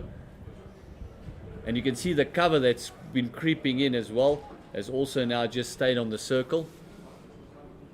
A bit too wide. Oof. Very close to that wide line there, but the umpire Siphelele Gaza says that's well within the perimeters, and it's a dot ball. If we just have a look at that, it's again very close to that wide line. Oof, tell you what. I'll give it to the umpire. I'll give it to him. Bowlers get too much flack these days as well, so give them one. Again, Pierce goes. He's definitely looking to target that wide line. They call it the Mugabe line, where you try to take it away from the batter so that they don't get anything. But that time around, NS Cam just got a bit of a bat to it, not the bat that he would have liked to get to it, and it goes for another dot ball. I'll tell you what, I think he actually saved the wide there for the Eastern Storm, because that was a lot wider than the previous delivery.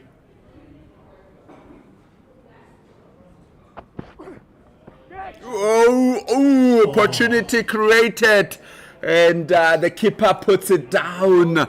How frustrating must that be, coming back with 3 great deliveries and then finishing up.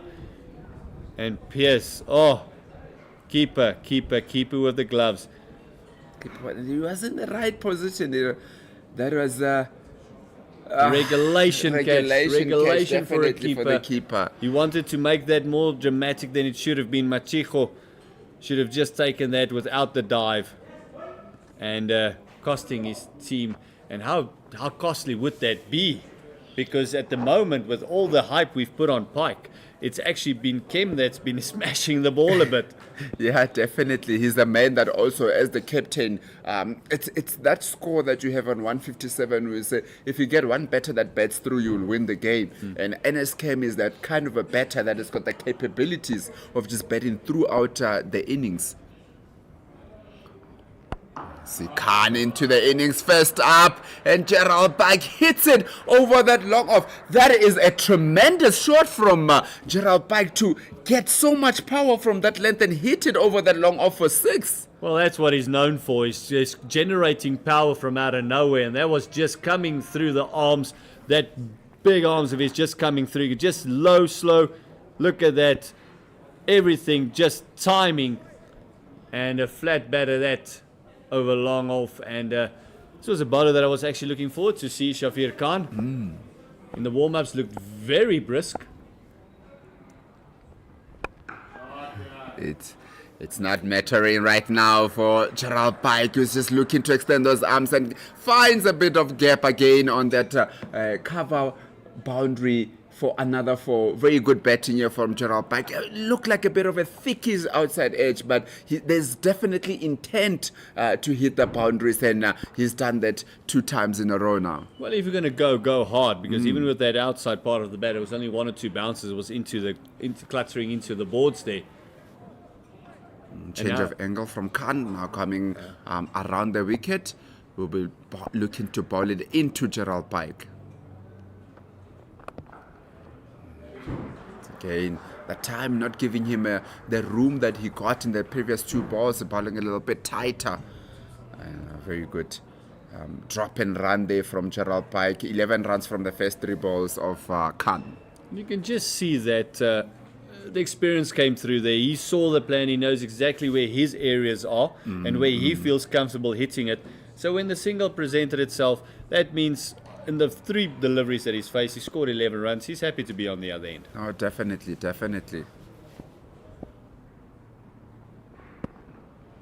again a bit tight here for Khan. NSKM looked to nudge that around the corner, but could not get any bat on it. Definitely, I think it's very important for batters to just know their strength and know that when it's there to be hit in their strength, they actually go for it. And he did that in the first 2 balls. He got his 2 boundaries. Now it came into where his lesser strength, but he looked to respect that and just get a single from that. Ooh, Khan once again going into the pads of NSKM. Doesn't get the connection that he wanted to get on it, and it's another dot ball from Khan. Thus far, a good comeback by Khan. That first delivery was almost a loosener where he got slapped over. The other one got the outside part of the bat of Pike. And this time, just making sure that it's making life very difficult for the left-hander. Looks like he's just straightening up on the left-hander. Just angling it in there, just tightening it up a lot, just making sure that there is no room whatsoever for him to hit. If he has to hit the ball, he has to be very adventurous about how he goes about the thing. So very good end to the over there from Khan, ending it with 3 dot balls. Fantastic comeback there. As we look at the scorecard there once again, top scorer for the Northern Cape Heat, for the Eastern Storm was Leandre Libbe. Scoring the 41 of 23, and for Northern Cape Heat, Tepon Tule, 3 wickets for just the 31 runs. Between him and Captain Kim, they really stemmed the flow. Huddersfield picking up another wicket as well, and Machejo also doing his bit there with the bat. 26, Chris Brits for 20, and at the moment Gerald Pike and Ernest Kim sharing runs here in the 32 partnership. And it will have be Pierce to continue from the pavilion end. Towards the end of the last over, he bowled a lot to the left-hander, so let's see what kind of a plan then he has now for Gerald Pike, who looks like he's starting to get into the game now. He's seeing the ball a little bit more, and we'll just see if he keeps on trying to attack and playing the nature that we know him to be. Starting to get into his rhythm, is Pike. Here's he got a catch dropped off him in the last ball. And a good bouncer there from Mark Pierce, and Gerald Pike tries to hook it, but does not get the connection that he's looking. Instead, he's get a top edge and a good catch from Mashego to make up for that drop that he got in the last over. Yeah, finally, it's Ernest. It's one of those where they just come back into the game, and he wanted to maybe hit that a bit too hard, I think, instead of just trying to get the bats on ball. But it also got big on him. There was a bit of extra bounce there, and it's just one of those where it either comes off or it doesn't. And I think the chirp in the huddle will be thanks to the keeper. You took that one. Yeah, no, definitely. I think Jared Pike that time around, he actually advanced down the wicket a little bit there, and he got himself in a bit of a situation where he had to play at it, but then he had no control on it, and unfortunately it was a top edge once again. Yeah, top edge taken by the keeper.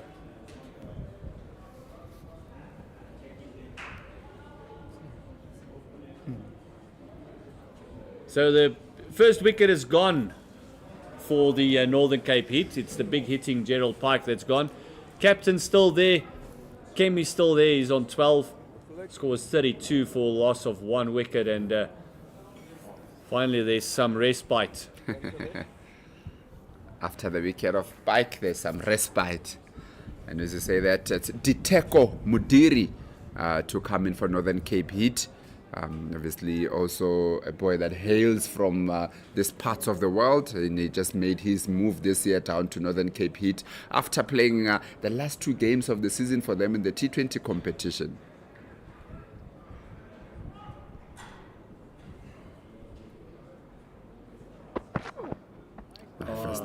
Staying this, I'm just pushing it a bit wider, and I just wanted to say, is he going to greet the batter with another bumper?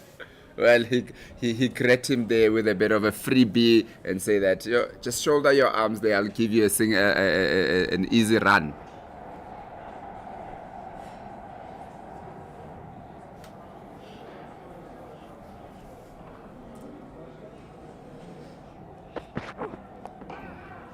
And just tucking him in, getting it into those pads, and Diteko Mudiri just gets some nice batting it down to that square leg for a single. And after that good bumper, Johan Stein's just been a bit too straight. He's going into the pads for the new batter. Maybe a good idea just to pull that length back a bit as well.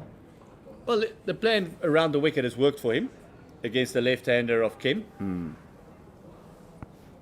Which I think it's something that Northern Cape Heat should be using to the advantage for making sure that it doesn't settle into any batter. They've got a left and right combination which you can use if you just get those singles. Make sure that you just don't face too many dot balls. And once again, this time around, Kim just comes down the wicket, gets a thick outside edge down to that third man for a 4.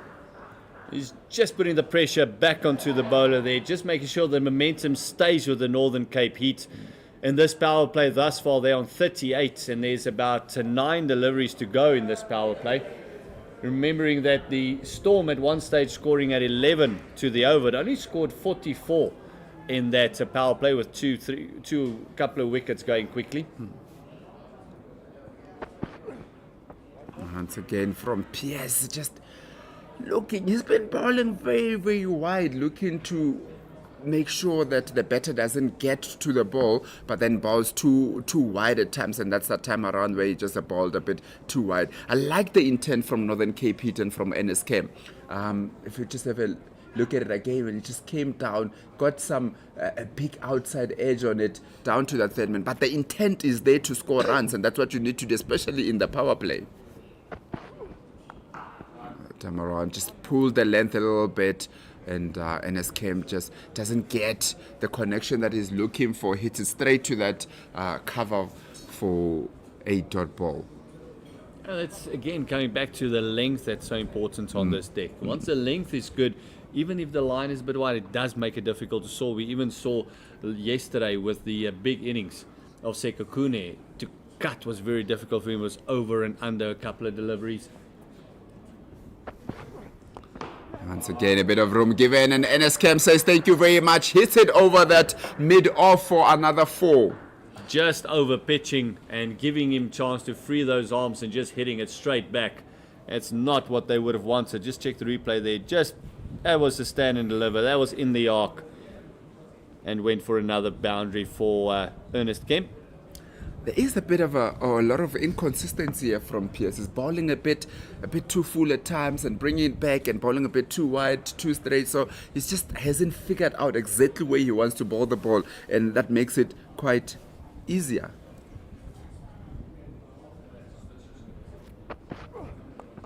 Ooh, once again, NSKM tries to get over. Oh, an opportunity created, and that wasn't taken by the fielder there.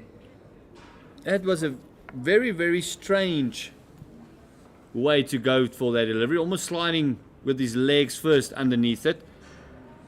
They got the outside edge. Didn't really look settled underneath it, did they? Maybe go for the straight full dive instead of trying to slide underneath that one. But another opportunity created. Fifth. In the fifth last over before the power play finishes, as we said, Eastern Storm earlier got 44 in their partner in their power play. Yeah, 44 as we see Martin Kumalo coming into the attack. His 1 over has gone for 5 runs thus far. Bowled very well, starting up the innings. Goes a bit wider that time around, and NSKM just reaches for it. It's down to that mid-off for a single. It's always good to always make sure that you try and rotate the strike, because you often just see the batters or the fielders hanging on, especially in T20, because they're expecting you to go over. So you always see them hanging on. So just push it down to them, create a bit of pressure. If there's no boundary, always make sure that you get the singles and you keep the momentum in the scoring going. They don't want that required run rate to get out of hand. At the moment, they're well above it. They need to go at 7.5, 7.5. They're going at 8.7 at the moment.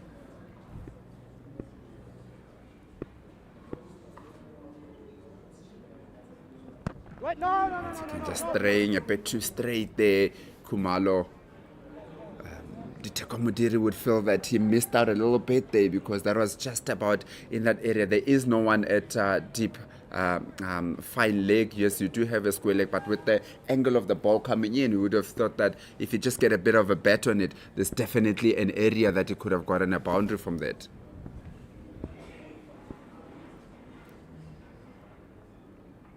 Kumalo once again were balled.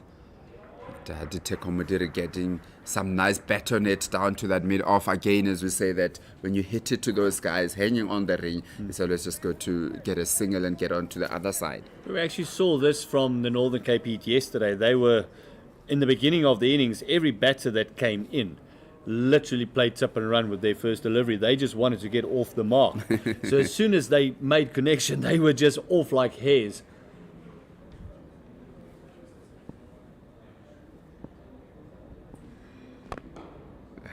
NSKM just losing his head a little bit there, not getting the connection that he was looking for. He'll be looking and saying 2 balls to go in the power play. They try to get as many runs as possible to end off the power play. Yeah, his eyes might have lit up there because he saw that was nice and full, but I think he just lost his shape as he wanted to force that one straight.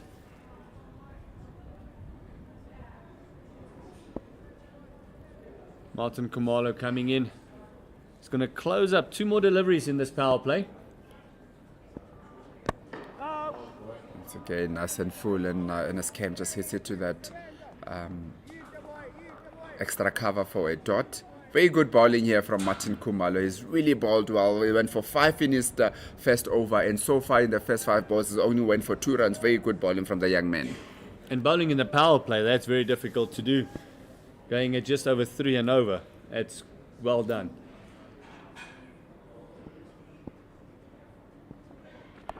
Bit of a slower ball there.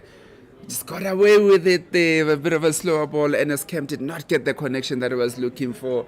But at the end of the power play, the Northern Cape hit out 47 for the loss of 1 wicket. Well, very much the same as what the Eastern Storm were. The Eastern Storm were 44. They've lost the 2 wickets though, and now they're on that 41 or 47 rather. So the game in balance, required run rate is 7.9 as we see the sponsors there for the Momentum Multiply Titans at Supersport Park. It's required run rate is 7.9 and the achieved run rate is 7.8. So very much Neck in and halves neck. at the moment. As we see Similani coming in, he bowled the very first over. And oh, what an over that was. Yeah, definitely bowled every first over and closed it up. Make sure that it doesn't give anything. Let's see what he will do coming back now. Obviously, he's got the field open up a little bit more, so more protection on the boundary for him. Not that he needed any in the first over. First up, NSKM goes for a bit of a reverse pedal down to that 45 third man. Yeah, it's I think that he went down there very early, and Similani just saw him dropping on the knee and just took off the pace. And that's one thing again that the Eastern Storm has done well. The variations been a lot more in the beginning of this innings than it was for Northern Cape Heat. They loved pace on. Similani taking all the pace off. Once again, just flighting it, inviting the batter to do something. And Ditako Mudiri just pushes it to that point for a single. And that's what I'm saying is he's giving them nothing to work with. All the pace that they're going to generate, especially for the left-handed to the big part of the ground, has got to come through those hands coming through the line. NSKM tries to go down and a bit of a shout there, but it looked like it was going down. Bit of excitement created from Similani there. If you just have a look at that again, just angling it in there. Looked like it probably missing that leg stump. You can see the producers getting very excited. Oh, very good shot there from NSKM, getting it in the gap between that cow corner and the long on for a 4. A change of angle from Similani. Very interesting. Why would you do that after, he's been bowling well, coming over the wicket, but just decides now that it's going to come around the wicket and created an opportunity for NSKM, and he took it and hit that down for a 4. Once again, NSKM extends those arms in that same area for another boundary from NSKM. I'll tell you what, take nothing away from Ernest Kemp. He's been cutting those two fielders in half. He's been splitting them well, and that's been the earmark. I think the plan is working for Similani because he's hitting in that area, but Kemp is just too good because he is just too good at the moment picking those gaps. Wow. Oof. Threw it away there from NSKM after hitting those 2 boundaries. Just went down his knee, hit it to that 45 for an easy catch. Similani will feel better about himself after going for 2 boundaries in a row. Yeah, with that wicket, I'm going to leave you. Ernest Kemp going for 32 runs, and it is the magic return of Sunday. Every time he comes, something happens. I don't know why, but KG, meet you up later. Thank you, Gert. Sunday, welcome back to commentary. You just brought a wicket with you there. NSKM looked like he was putting a bit of impetus into the innings and just a bit of a loose shot, you can say, to that 45 and not just going out for 32. I feel bad that I'm the bad omen. Yeah, it's unfortunate way for Ernest Kemp to lose his wicket. I thought he might have wanted to hit that more than just a deft touch over that player at the short 45. Good catch in the end, and after a big over, the wicket will sort of even out things. Ronan Herman, the new batter out for the Northern Cape Heat, former SN 19 player, also played some matches for the Joburg Super Kings in the Betway SA 20 this past season, so there's plenty of talent. Needed to move away to get some proper, consistent game time from the Lions to the Northern Cape Heat, and it's a good start this though from the Northern Cape Heat because they've put pressure on the Eastern Storm bowlers. Leander Libber, a new bowler now for the Storm.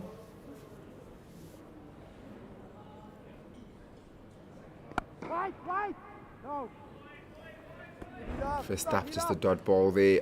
Leander Weber, you'd say that his confidence will also be high after scoring 41 of 23 balls to end of the innings of the Storm. So his confidence will be very high at the moment. Once again, Diteko Mudiri just pushes that one down to that long off for a single. It would be, and he'd be looking to transfer that momentum from bat into his bowling innings here, but he's up against two really talented youngsters in Diteko Mudiri, who's coming off a highly successful tour of Zimbabwe with the South African emerging side.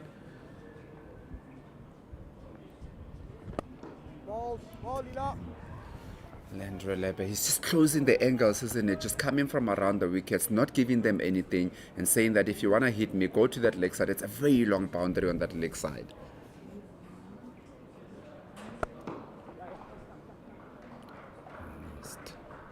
And Ronan Hammond just pushes down one to that long off for another single. Very quiet over so far. Very good bowling here from Leandro Lebe, not giving anything away. He's smart though. He's coming right around the wicket.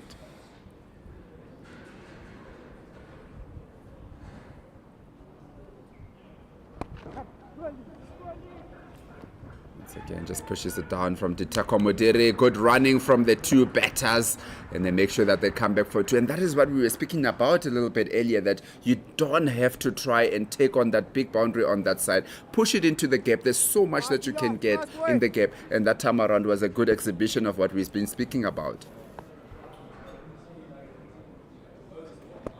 Once again, just a bit too straight this time around, just going for a single. But you can see the intent from the batters to try and hit it into that gap and get doubles. Yeah, excellent. But it's a really good over from Leander Lube. He's conceded just the 5 runs from his first over, 62 for 2. And Mudiri, he's done well. He's just, as you're saying, making sure that he just nudges it into those vacant spaces on the leg side and asking Ronan Herman to run hard for the second one. These middle overs are so crucial in how you accumulate runs. They got off to a very good start in that power play, and it's so important to continue that momentum, but in a smart fashion. Once again, Msemelane just picking up from where he left off in the last over. He really is a very clever bowler, not bowling quickly, just bowling it slow and bowling it tight. Is a very clever, working with the pace a lot. And this time around, just straying down the leg side. Diteko Mudiri tries to go for a sweep, but just misses it out, and the umpire calls that a wide. He missed out there. Diteko Mudiri could have swept that. A bit wider again from Semelani. Mudiri hits it over that extra cover for another single. It's very good bowling from Semelani. Again, not giving the batter anything to work with. Bowl it nice and slow. If you want to hit it, you have to hit it really well to get it to the boundary. It's nice that he's taking a leaf out of how Ernest Kemp bowled during their innings. It's very stump to stump, asking them to hit you off the stumps. Time around to Ronald Hammond, it just rocks back and hits it down to that cow corner for a single. And often here at Supersport Park, it's almost a bowler's graveyard, isn't it? Where it's unforgiving. And you got to be smart in how you try and execute your plans. Very good bowling and good running from Ronan Hammond. Just identify that it's not easy to get that boundary. So when there's a bit of an opportunity for them to get a single, and Ronan Hammond just did that time around, calls Mudiri just to get a bit of pressure also away from him. This time around, nice and straight. Ronan Hammond hits it down to that long on. Very good batting here from Ronan Hammond. A bit of gap there down to that long on. Fielder could have done better that time around, did get a hand on it, and did not manage to stop it for that boundary. And all of a sudden, he turns an over that was really good from Tumelo Semelani into an 8-run over. And a lot of that work done in the earlier parts of that over, and this 4 just really gives them that opportunity to achieve this run rate. Ron Herman looks to go across, but Tumelo Semelani doesn't give him any room and hits it straight to that cover for a dot ball.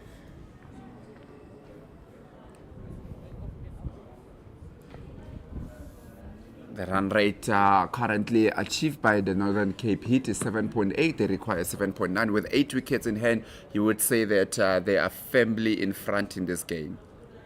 Yeah, very much cruise control, and Ernest Kem and Gerald Pike at the top of the innings were the ones that got things off to a really good start in that power play. Now Diteko Mudiri and Ronan Herman, with Mudiri getting into his work. 9 from 11 deliveries, but still very much achieving what the team requires of him. Liber to continue. Once again, plug it into that gap, an opportunity for 2 runs, and they do exactly that. Very good running, very good batting from Diteko Mudiri, just nudging it there, identifying that there's a very big spot there, nudging it there for 2 runs. A very fortunate position now, the Northern Cape Heat, is that they've got Diteko Mudiri, who's played a lot of cricket during the winter season. He's got some fluidity about him. Brilliant. Excellent shot that from Diteko Mudiri. Tossed up by Leander Liber and invited the big shot, and Diteko Mudiri obliged. His first 6 of the innings. It's a very interesting way that people go about the innings. So Diteko Mudiri has actually, with those 2s that he's been getting in there, has forced Northern Cape Heat to try and bring that man a bit closer so that he can try and limit them from going for the 2s. And once he did that, he identified that he's a bit more in now, and then he went over his head. So very good batting here from Diteko Mudiri. Push for 2 again here. And Ronan Herman is quick enough. Excellent batting this from the Northern Cape Heat. They're putting the Eastern Storm under serious pressure with the ball here. The exuberance of youth, just making sure that they just put it there where you think that maybe you might not go for 2, but then the 2 young men there say that we're going to push for the 2, and they make it look so easy.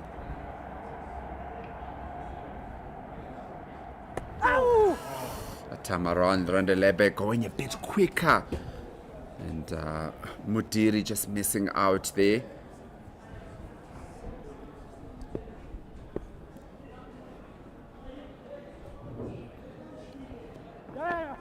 It's straighter again from Leandro Lebe, and Mudiri just plugs it down for another single. Very good over so far from the Northern Cape Heat, without taking a lot of risk. When the opportunity was there to hit a 6, it was hit, and then when the 2s were there also, they make sure that they get 2s. No opportunities given to Eastern Storm. So very good batting here from the young men.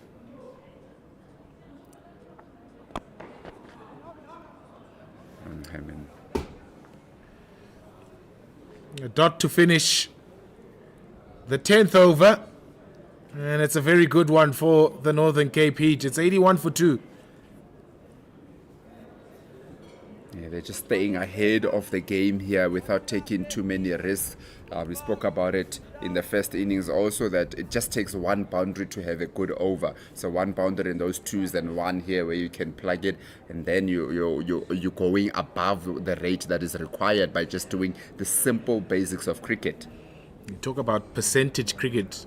That's what Diteko Mudiri has played so far. You haven't seen him being ultra aggressive, but he's run well. He's put the ball into gaps and he's run really well. And it's so good to have a guy that's played cricket during the winter months.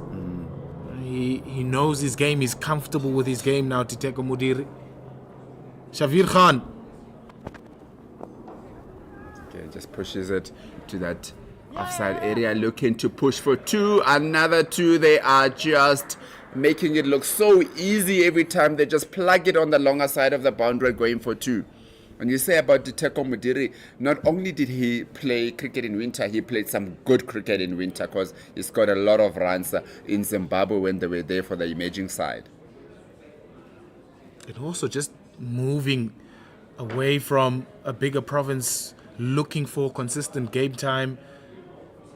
New also to this Northern Cape Heat side. Just plugs it down to that long on for a single. We just saw a change in the fielding because of the pressure that the batters are creating on the bowlers. We just saw that point now coming down to try and stop them from going for those twos that they've been getting. Yeah, it was becoming a little bit too easy. And just to finish the point on Diteko Mudiri, I mean, he's a local boy here in Pretoria. He was part of that Titan side last season, but knowing that he probably won't get as many opportunities with the amount of talent that is available here at the Titans. And I love those decisions from young players. Ronan Herman, same boat, having to leave the Lions to go to the Northern Cape to find more opportunities, consistent opportunities of playing cricket. And that's your currency really, is to play cricket and get onto the park for as long as you possibly can. So those decisions to go down to Division 2, it might not be easy when you look at it from face value. I'm going down to Division 2. I was, part of a Division 1 side last season, but none of it matters if you're not playing cricket. And I think those decisions are so important for young cricketers to be able to make. Where can I best get opportunities consistently? Diteko Mudiri comes down the wicket, accesses that leg side, hits a wonderful shot over that mid-wicket for a 6. Very, very good batting here from Diteko Mudiri. As we spoke about, he hasn't really forced anything. When the opportunity has been created for him, he's been hitting those 6s. But also, when there's opportunity for singles and for 2s, he's done exactly that. He's just a busy player, isn't he? I love that shot. He's straight into Shavir Khan's line here, throwing him off it, and then the power game coming through.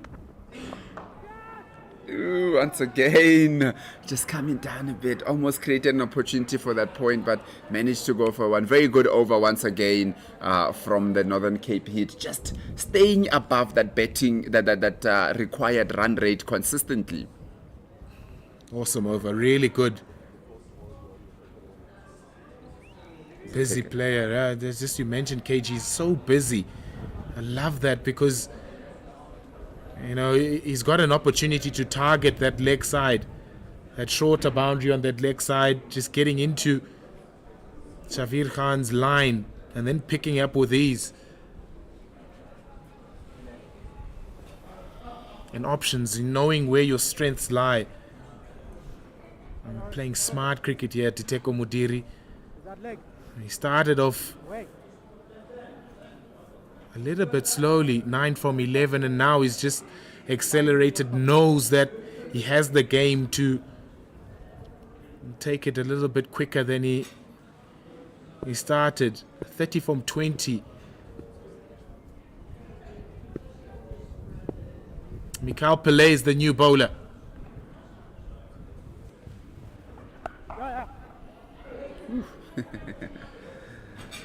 Good reflexes there from the umpire to get out of the way.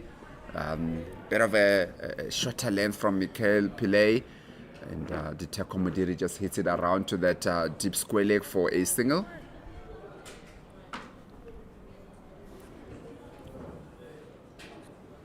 Pillay has the benefit of being able to use that short ball from this side. So you look to bowl into the surface, bowling from that end and trying to force an error from either Ronan Herman or Diteko Mudiri. Yeah, definitely very good batting here from the two batters, where the opportunity to drop and run, every time they get that opportunity, they really do take it. Drop it and just go for a single, come to the other side. It's the importance of also partnerships and betting with someone that you understand one another. There's a bit of chemistry, and that's what you can see from the two bettors. They haven't made a mistake in terms of their running. Every time they've called, they've really called well and make sure that they can go through.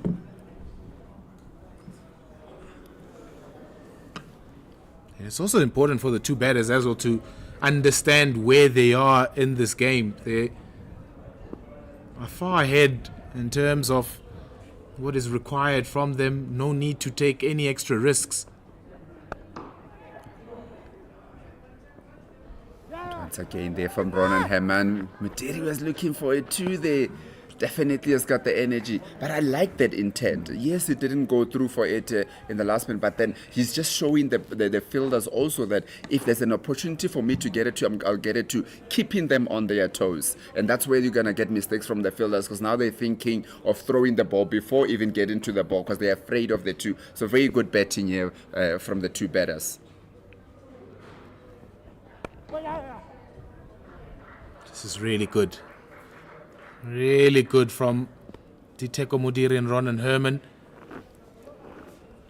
You wouldn't say that they're two younger players in here. They've just been betting with so much. It looked like they've got so much experience identifying what's needed in the game. The last 2 overs went for 22 runs. If they can get singles in this one, that'll be 28 runs in 3 overs, which is them staying ahead of the run rate.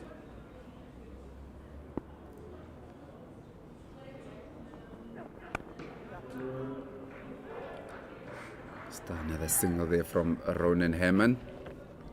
Very good batting here to continue. Very good over from Pillay. Only going for 6 singles in that over. He'll be very, very good about that over that he just had. But I think Northern Cape Heat will just still say that they are dictating the terms of the game. Yeah, too shy away from 100 now for the Northern Cape Heat. The partnership between Diteko Mudiri and Ronan Herman also yielding 41 runs so far. And it's the manner in which they've done it in more than what they have put on the board. They've been aggressive when they've needed to. They've run well between the wickets. And it's forcing the Eastern Storm to find answers to what has been a really good partnership between these two batters. And as you say that, Juan Steyn comes back into the attack from the pavilion end. It is a preseason game, so I think he still looks like he was struggling a little bit with where he wants to bowl. So maybe he can make some corrections in this third over. Looks like he's continuing from where he left off, and also very good running from the two batters. As we've said, the landmark of how they've been going about their innings is really running well between the wickets. 8 extras in this Eastern Storm innings. It brings up the 100 on the board. It just looks like he's falling off a little bit. Is Juan Steyn falling away to the offside in his action?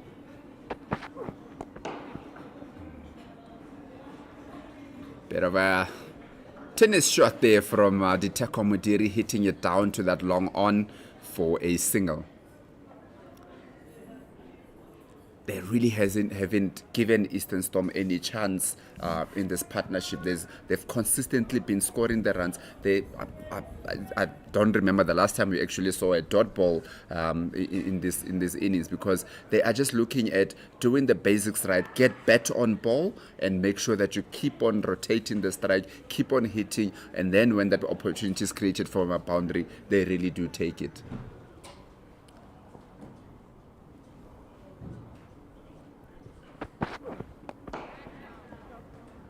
Ronan Herman just going to the offside and accessing that leg side. Very good shot there from Ronan Herman, hitting it in between that long on and cow corner for a boundary. You wouldn't say a needed boundary, you just say it's one of those things that they've been going so well. So it's always good to be the cherry on top and get a boundary. Yeah, everything going the way of Northern Cape Heat so far. It wasn't the best of connections from Ronan Herman, but was able to split those two fielders on the leg side. minimizing dots. It's the fundamentals of T20 cricket. Say that Ronan Hammond just gets a low full toss, hits it down to that long off. Once again, Diteko Mudiri says, I'll take 2 runs from that. I can't stop stressing enough about how good these 2 batters have been running. Never mind the 6 and the 4 here and there, but how good they've been running and the amount of pressure that they're putting on both the batter and the bowler. And as you say, that it's a 50-run partnership of just 35 balls with only 2 4s and 2 6s. That just shows how good they've been running throughout their innings. Just the number of, or the less number of dot balls also. Ronan Hammond says I can also clear the boundary, targeting that short boundary on the leg side and just hitting it over that cow corner for his 6. Strolling towards victory here, Northern Cape Heat. Brilliant pickup this from Ronan Herman. Granted, it's into his arc, but he still needs to hit it for 6. And when you're defending the shorter part of the boundary, it's so important where you land the ball. The line was straying towards that leg side.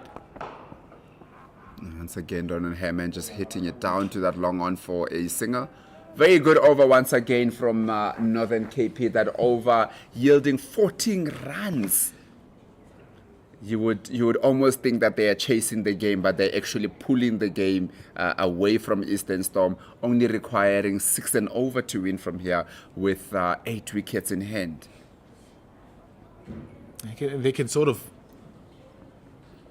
go at singles also from here on in.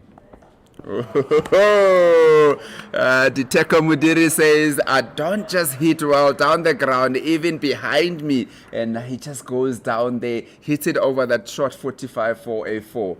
A man that knows exactly where the field is placed. As we look at that again, he had his eyes on the ball the whole time, and just wonderful execution of the lap shot.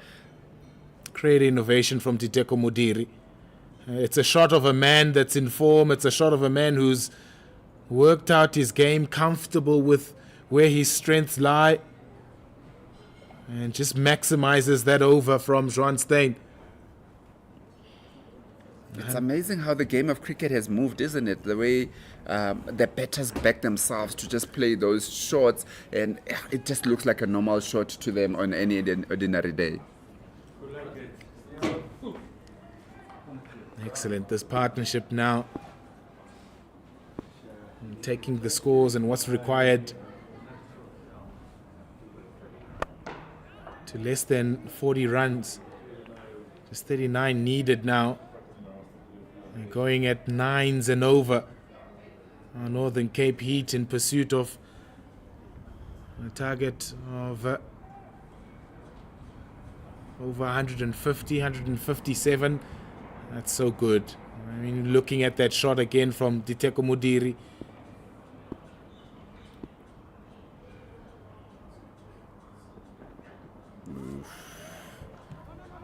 Pele, just one for the over there, just looking to bang it in a little bit, trying to stop the scoring because these two are going like the Gau train here, going very quickly towards that target.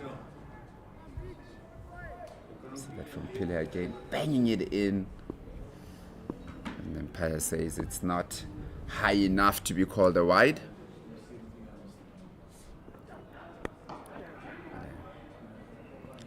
Look for 2 again here. Excellent running. Easy does it, easy does it. It's been a hallmark of this partnership, the running between the wickets. Again, the change of pace from Mikael Pillay, but Ronan Herman spotted it, didn't push too hard at the ball, put it in the gap, and then pressed for 2.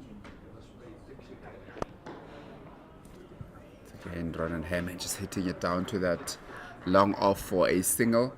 Very good batting between these two. I've just liked the way that they've batted without looking to bully the bowlers, if you can call it that, but just plugging it in those spaces that have been created, an opportunity being created to hit a 6 or 4. They've taken that, and they don't look tired. They've run so much, but they don't look tired.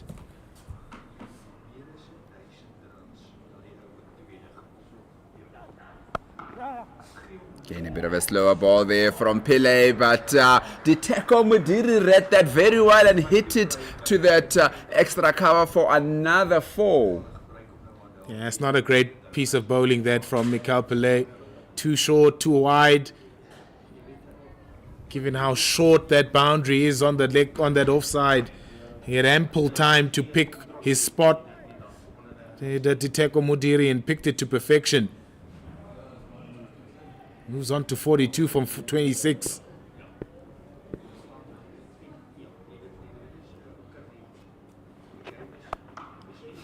Teko Mudiri just manipulating the field, hitting it on both sides of that man there at a deep cover area on the right and the left hand side.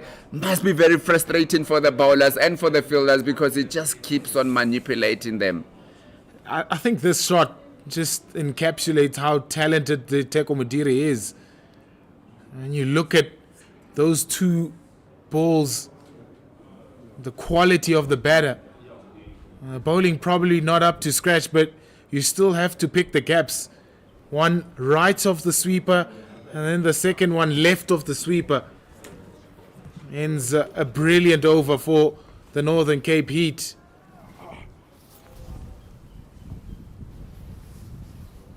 $129 for 2. Diteko Mudiri moving on to 46 from 27. Ronan Herman 26 from 19. And this partnership has been the one that's leading the Northern Cape Heat charge towards 157 for victory. Gert Maloney just moving in alongside me in commentary.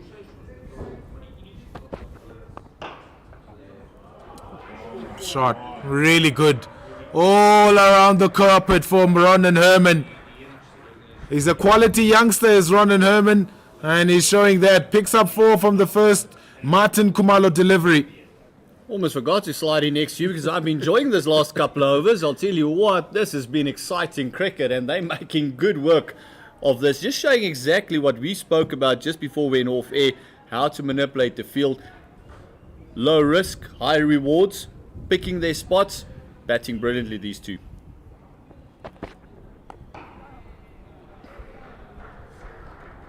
And so far, there's been no answer to what they've been doing.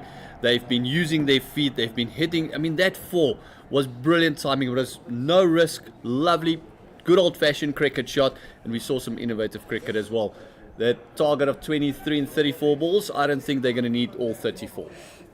And speaking about, like, the compilation of this partnership, I mean, you're a coach, Gert Maloney, you would know in terms of the cricket language that coaches speak about. Percentage cricket is what they've played here. See, and that was the one that the few occasions where he tried to force the subject there. We just played another straight bat down to the sweeper that's on the fence there. It's another 1 or 2. And I realize beginning of the year, beginning of your season, you want to feel as much ball on the bat as you possibly can. But as soon as you can just get that percentage cricket, like you mentioned, just get that going and make sure that everything goes into your favor. See another single there by Herman, and you can just manipulate the game to your favor and let them bowl to your strengths. It will just help you as the season comes in. And the number of shots that they've played in the air as opposed to the ground shots that they've played. We speak about knowing where the fielders are. This pair has been really good in that regard, especially Diteko Mudiri. The spin, we saw how the approach was from the Eastern Storm batters when they were playing spin. Diteko Mudiri and Ronan Herman, when they played the spin bowling, those overs of spin, everything was on the ground until such a time where it was in their arc and they could free their arms and trying to hit the ball in the air. Lovely. Extremely good from Diteko Mudiri. Inside the line of Martin Kumalo. Pedals it past. Fine leg. And what a start to the season Diteko Modiri is having. 50 of 30 deliveries. I'll tell you what, he doesn't look like there's any rust there. Yesterday, when he opened the batting, didn't quite look like he's finding his feet. It only took him one innings just to get going, and he looks more comfortable down the order than he did opening up the batting, and that was just great batting. You could see on the replay there, he shuffled almost to a 7th stump and just worked it around the corner, and we mentioned it earlier this morning, and it's just quickened up. This outfield is lightning. Once it passed the fielder, you're kind of going to pick it up. You're not going to chase it down. Yeah, absolutely. It's been a harsh winter in Gauteng, but you get value for your shots here at Supersport Park.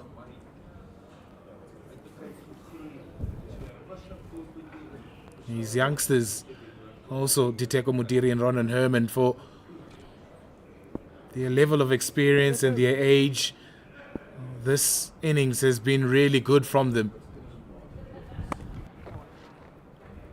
Again, nice positive feet movement, just hitting that sweeper. And it's one of those things where I think it is now time. It has forced Eastern Storm to bring back one of their best bowlers thus far. Simelane has only gone for the 22 runs. He's picked up that vital wicket as well. So it is one of those things when, as soon as Ernest Kemp went to Simelane, where you actually felt, look, momentum's going to shift maybe back, and it didn't. Diteko and Herman, what a partnership thus far.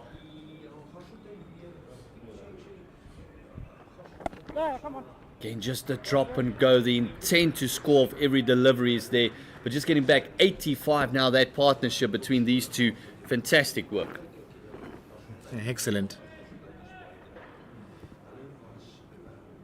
We're always on the lookout for young batters in South Africa. Brilliant. Look at that. Just a shimmy down the ground. One bounce into the advertising boards. Didn't try and overhead it, just made sure he got the elevation, just over extra cover. Inside out, lovely shot. Talent. It's just hands on the shot from Ronan Herman. He didn't get to the pitch of the ball, but allowed his hands to go through with the shot. Now some innovative cricket. Just a reverse sweep. Actually timed it pretty nicely, just for the single. Always on the lookout for young batters here in South Africa. I mean, Diteko Modiri, we spoke about how he did really well on that emerging tour to Zimbabwe. Giving himself a lot of room, sweeping it down. He's got protection there at deep square. This is the kind of players that we look forward to, especially when we're always on the lookout for young black African batters. Especially in that top order. Yep.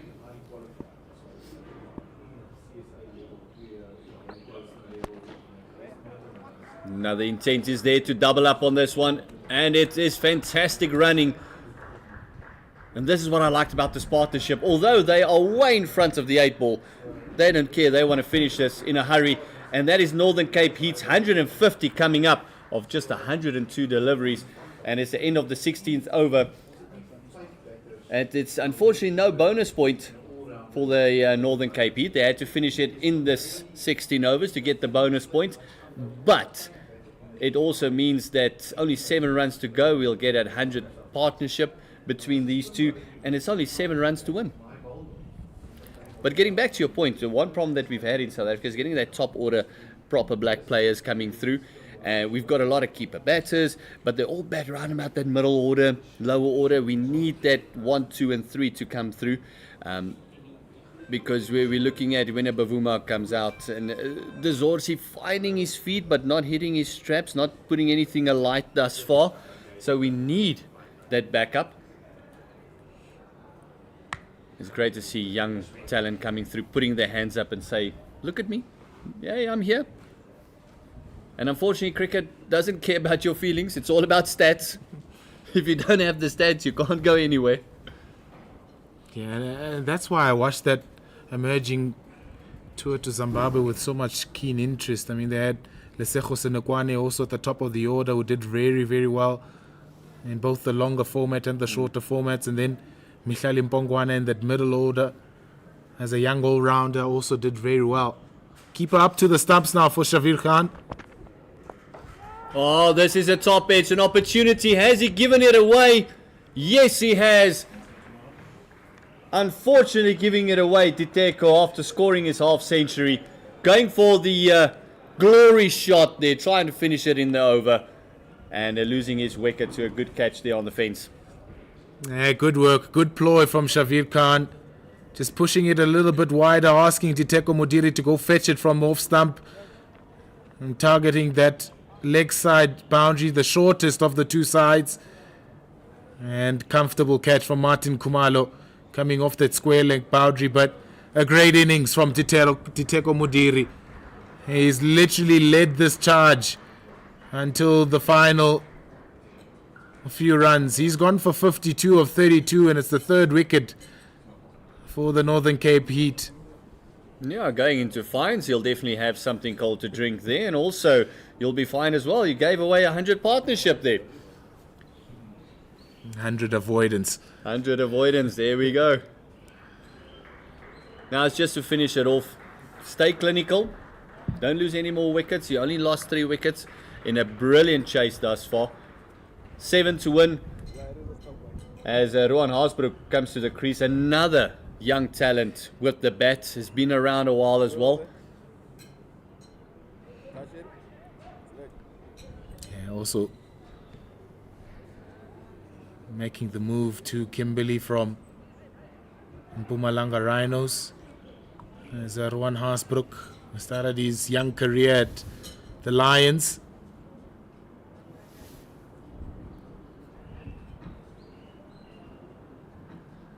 Shavir Khan picking up his first wicket. Oh, lovely ball. That had a bit of extra zip on it and a great take by the keeper there. But even in the warm-up, Shavir Khan just looked like he actually has a bit of gas to him, and all of a sudden when he bowled that first over and he went for a bit of runs, it's almost like he's bowling within himself. But the skill to have a keeper standing up to you is also different for a bowler, especially a quick bowler, because that means certain lengths cannot be bowled because you're going to make it impossible for your keeper. Your lines has got to be spot on. Charging into Haasbroek. He just sweeps it around the corner. Is going to get cut off. Fantastic fielding on the fence. Can't avoid the 2 though. But great fielding, and even though the game is gone, fantastic effort. Yeah, gotta go full-hearted approach from the Eastern Storm and making sure that they tick all their boxes. It's still pre-season, so you want to still give maximum effort. Oh, you see, he's going for that short side. He's walking across prodigiously. He's almost finishing up on that wide line. Yeah, it's a good ploy from Shavir Khan. I mean, it's got him the wicket off Diteko Modiri. Just going across him, left arm, across these 2 right-handers, asking them to go and hit on the offside and possibly target that leg side boundary. There we go. This just the one. Getting back to some normal cricket. 1 more delivery to go in his 3rd over. And in this 17th, 153 for the loss of 3. 4 runs to win. It's been an excellent run chase from the Northern Cape Heat. Enjoy the tempo of it from ball 1 right through to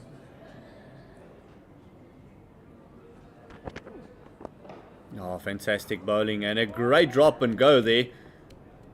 Fantastic reaction from Haasbroek as well. As soon as he said 1, he was off like a hare. And that brings the end to the 17th. It's 154 for the loss of 3. 3 to 1 of 18 deliveries. I think they got this one in the bag. Yeah, absolutely. I was just mentioning the tempo in which this run chase is gone. They haven't gotten the bonus point, but what the coaches from the Northern Cape Heat will be happy about is how the young batters have approached this run chase. Sometimes you go into your shell and you don't want to lose as many wickets as you possibly can, but the start from Gerald Pike and Ennis Kemp at the top of that order gave them the impetus for Diteko Mudiri and for Ronan Herman to carry it through the middle order.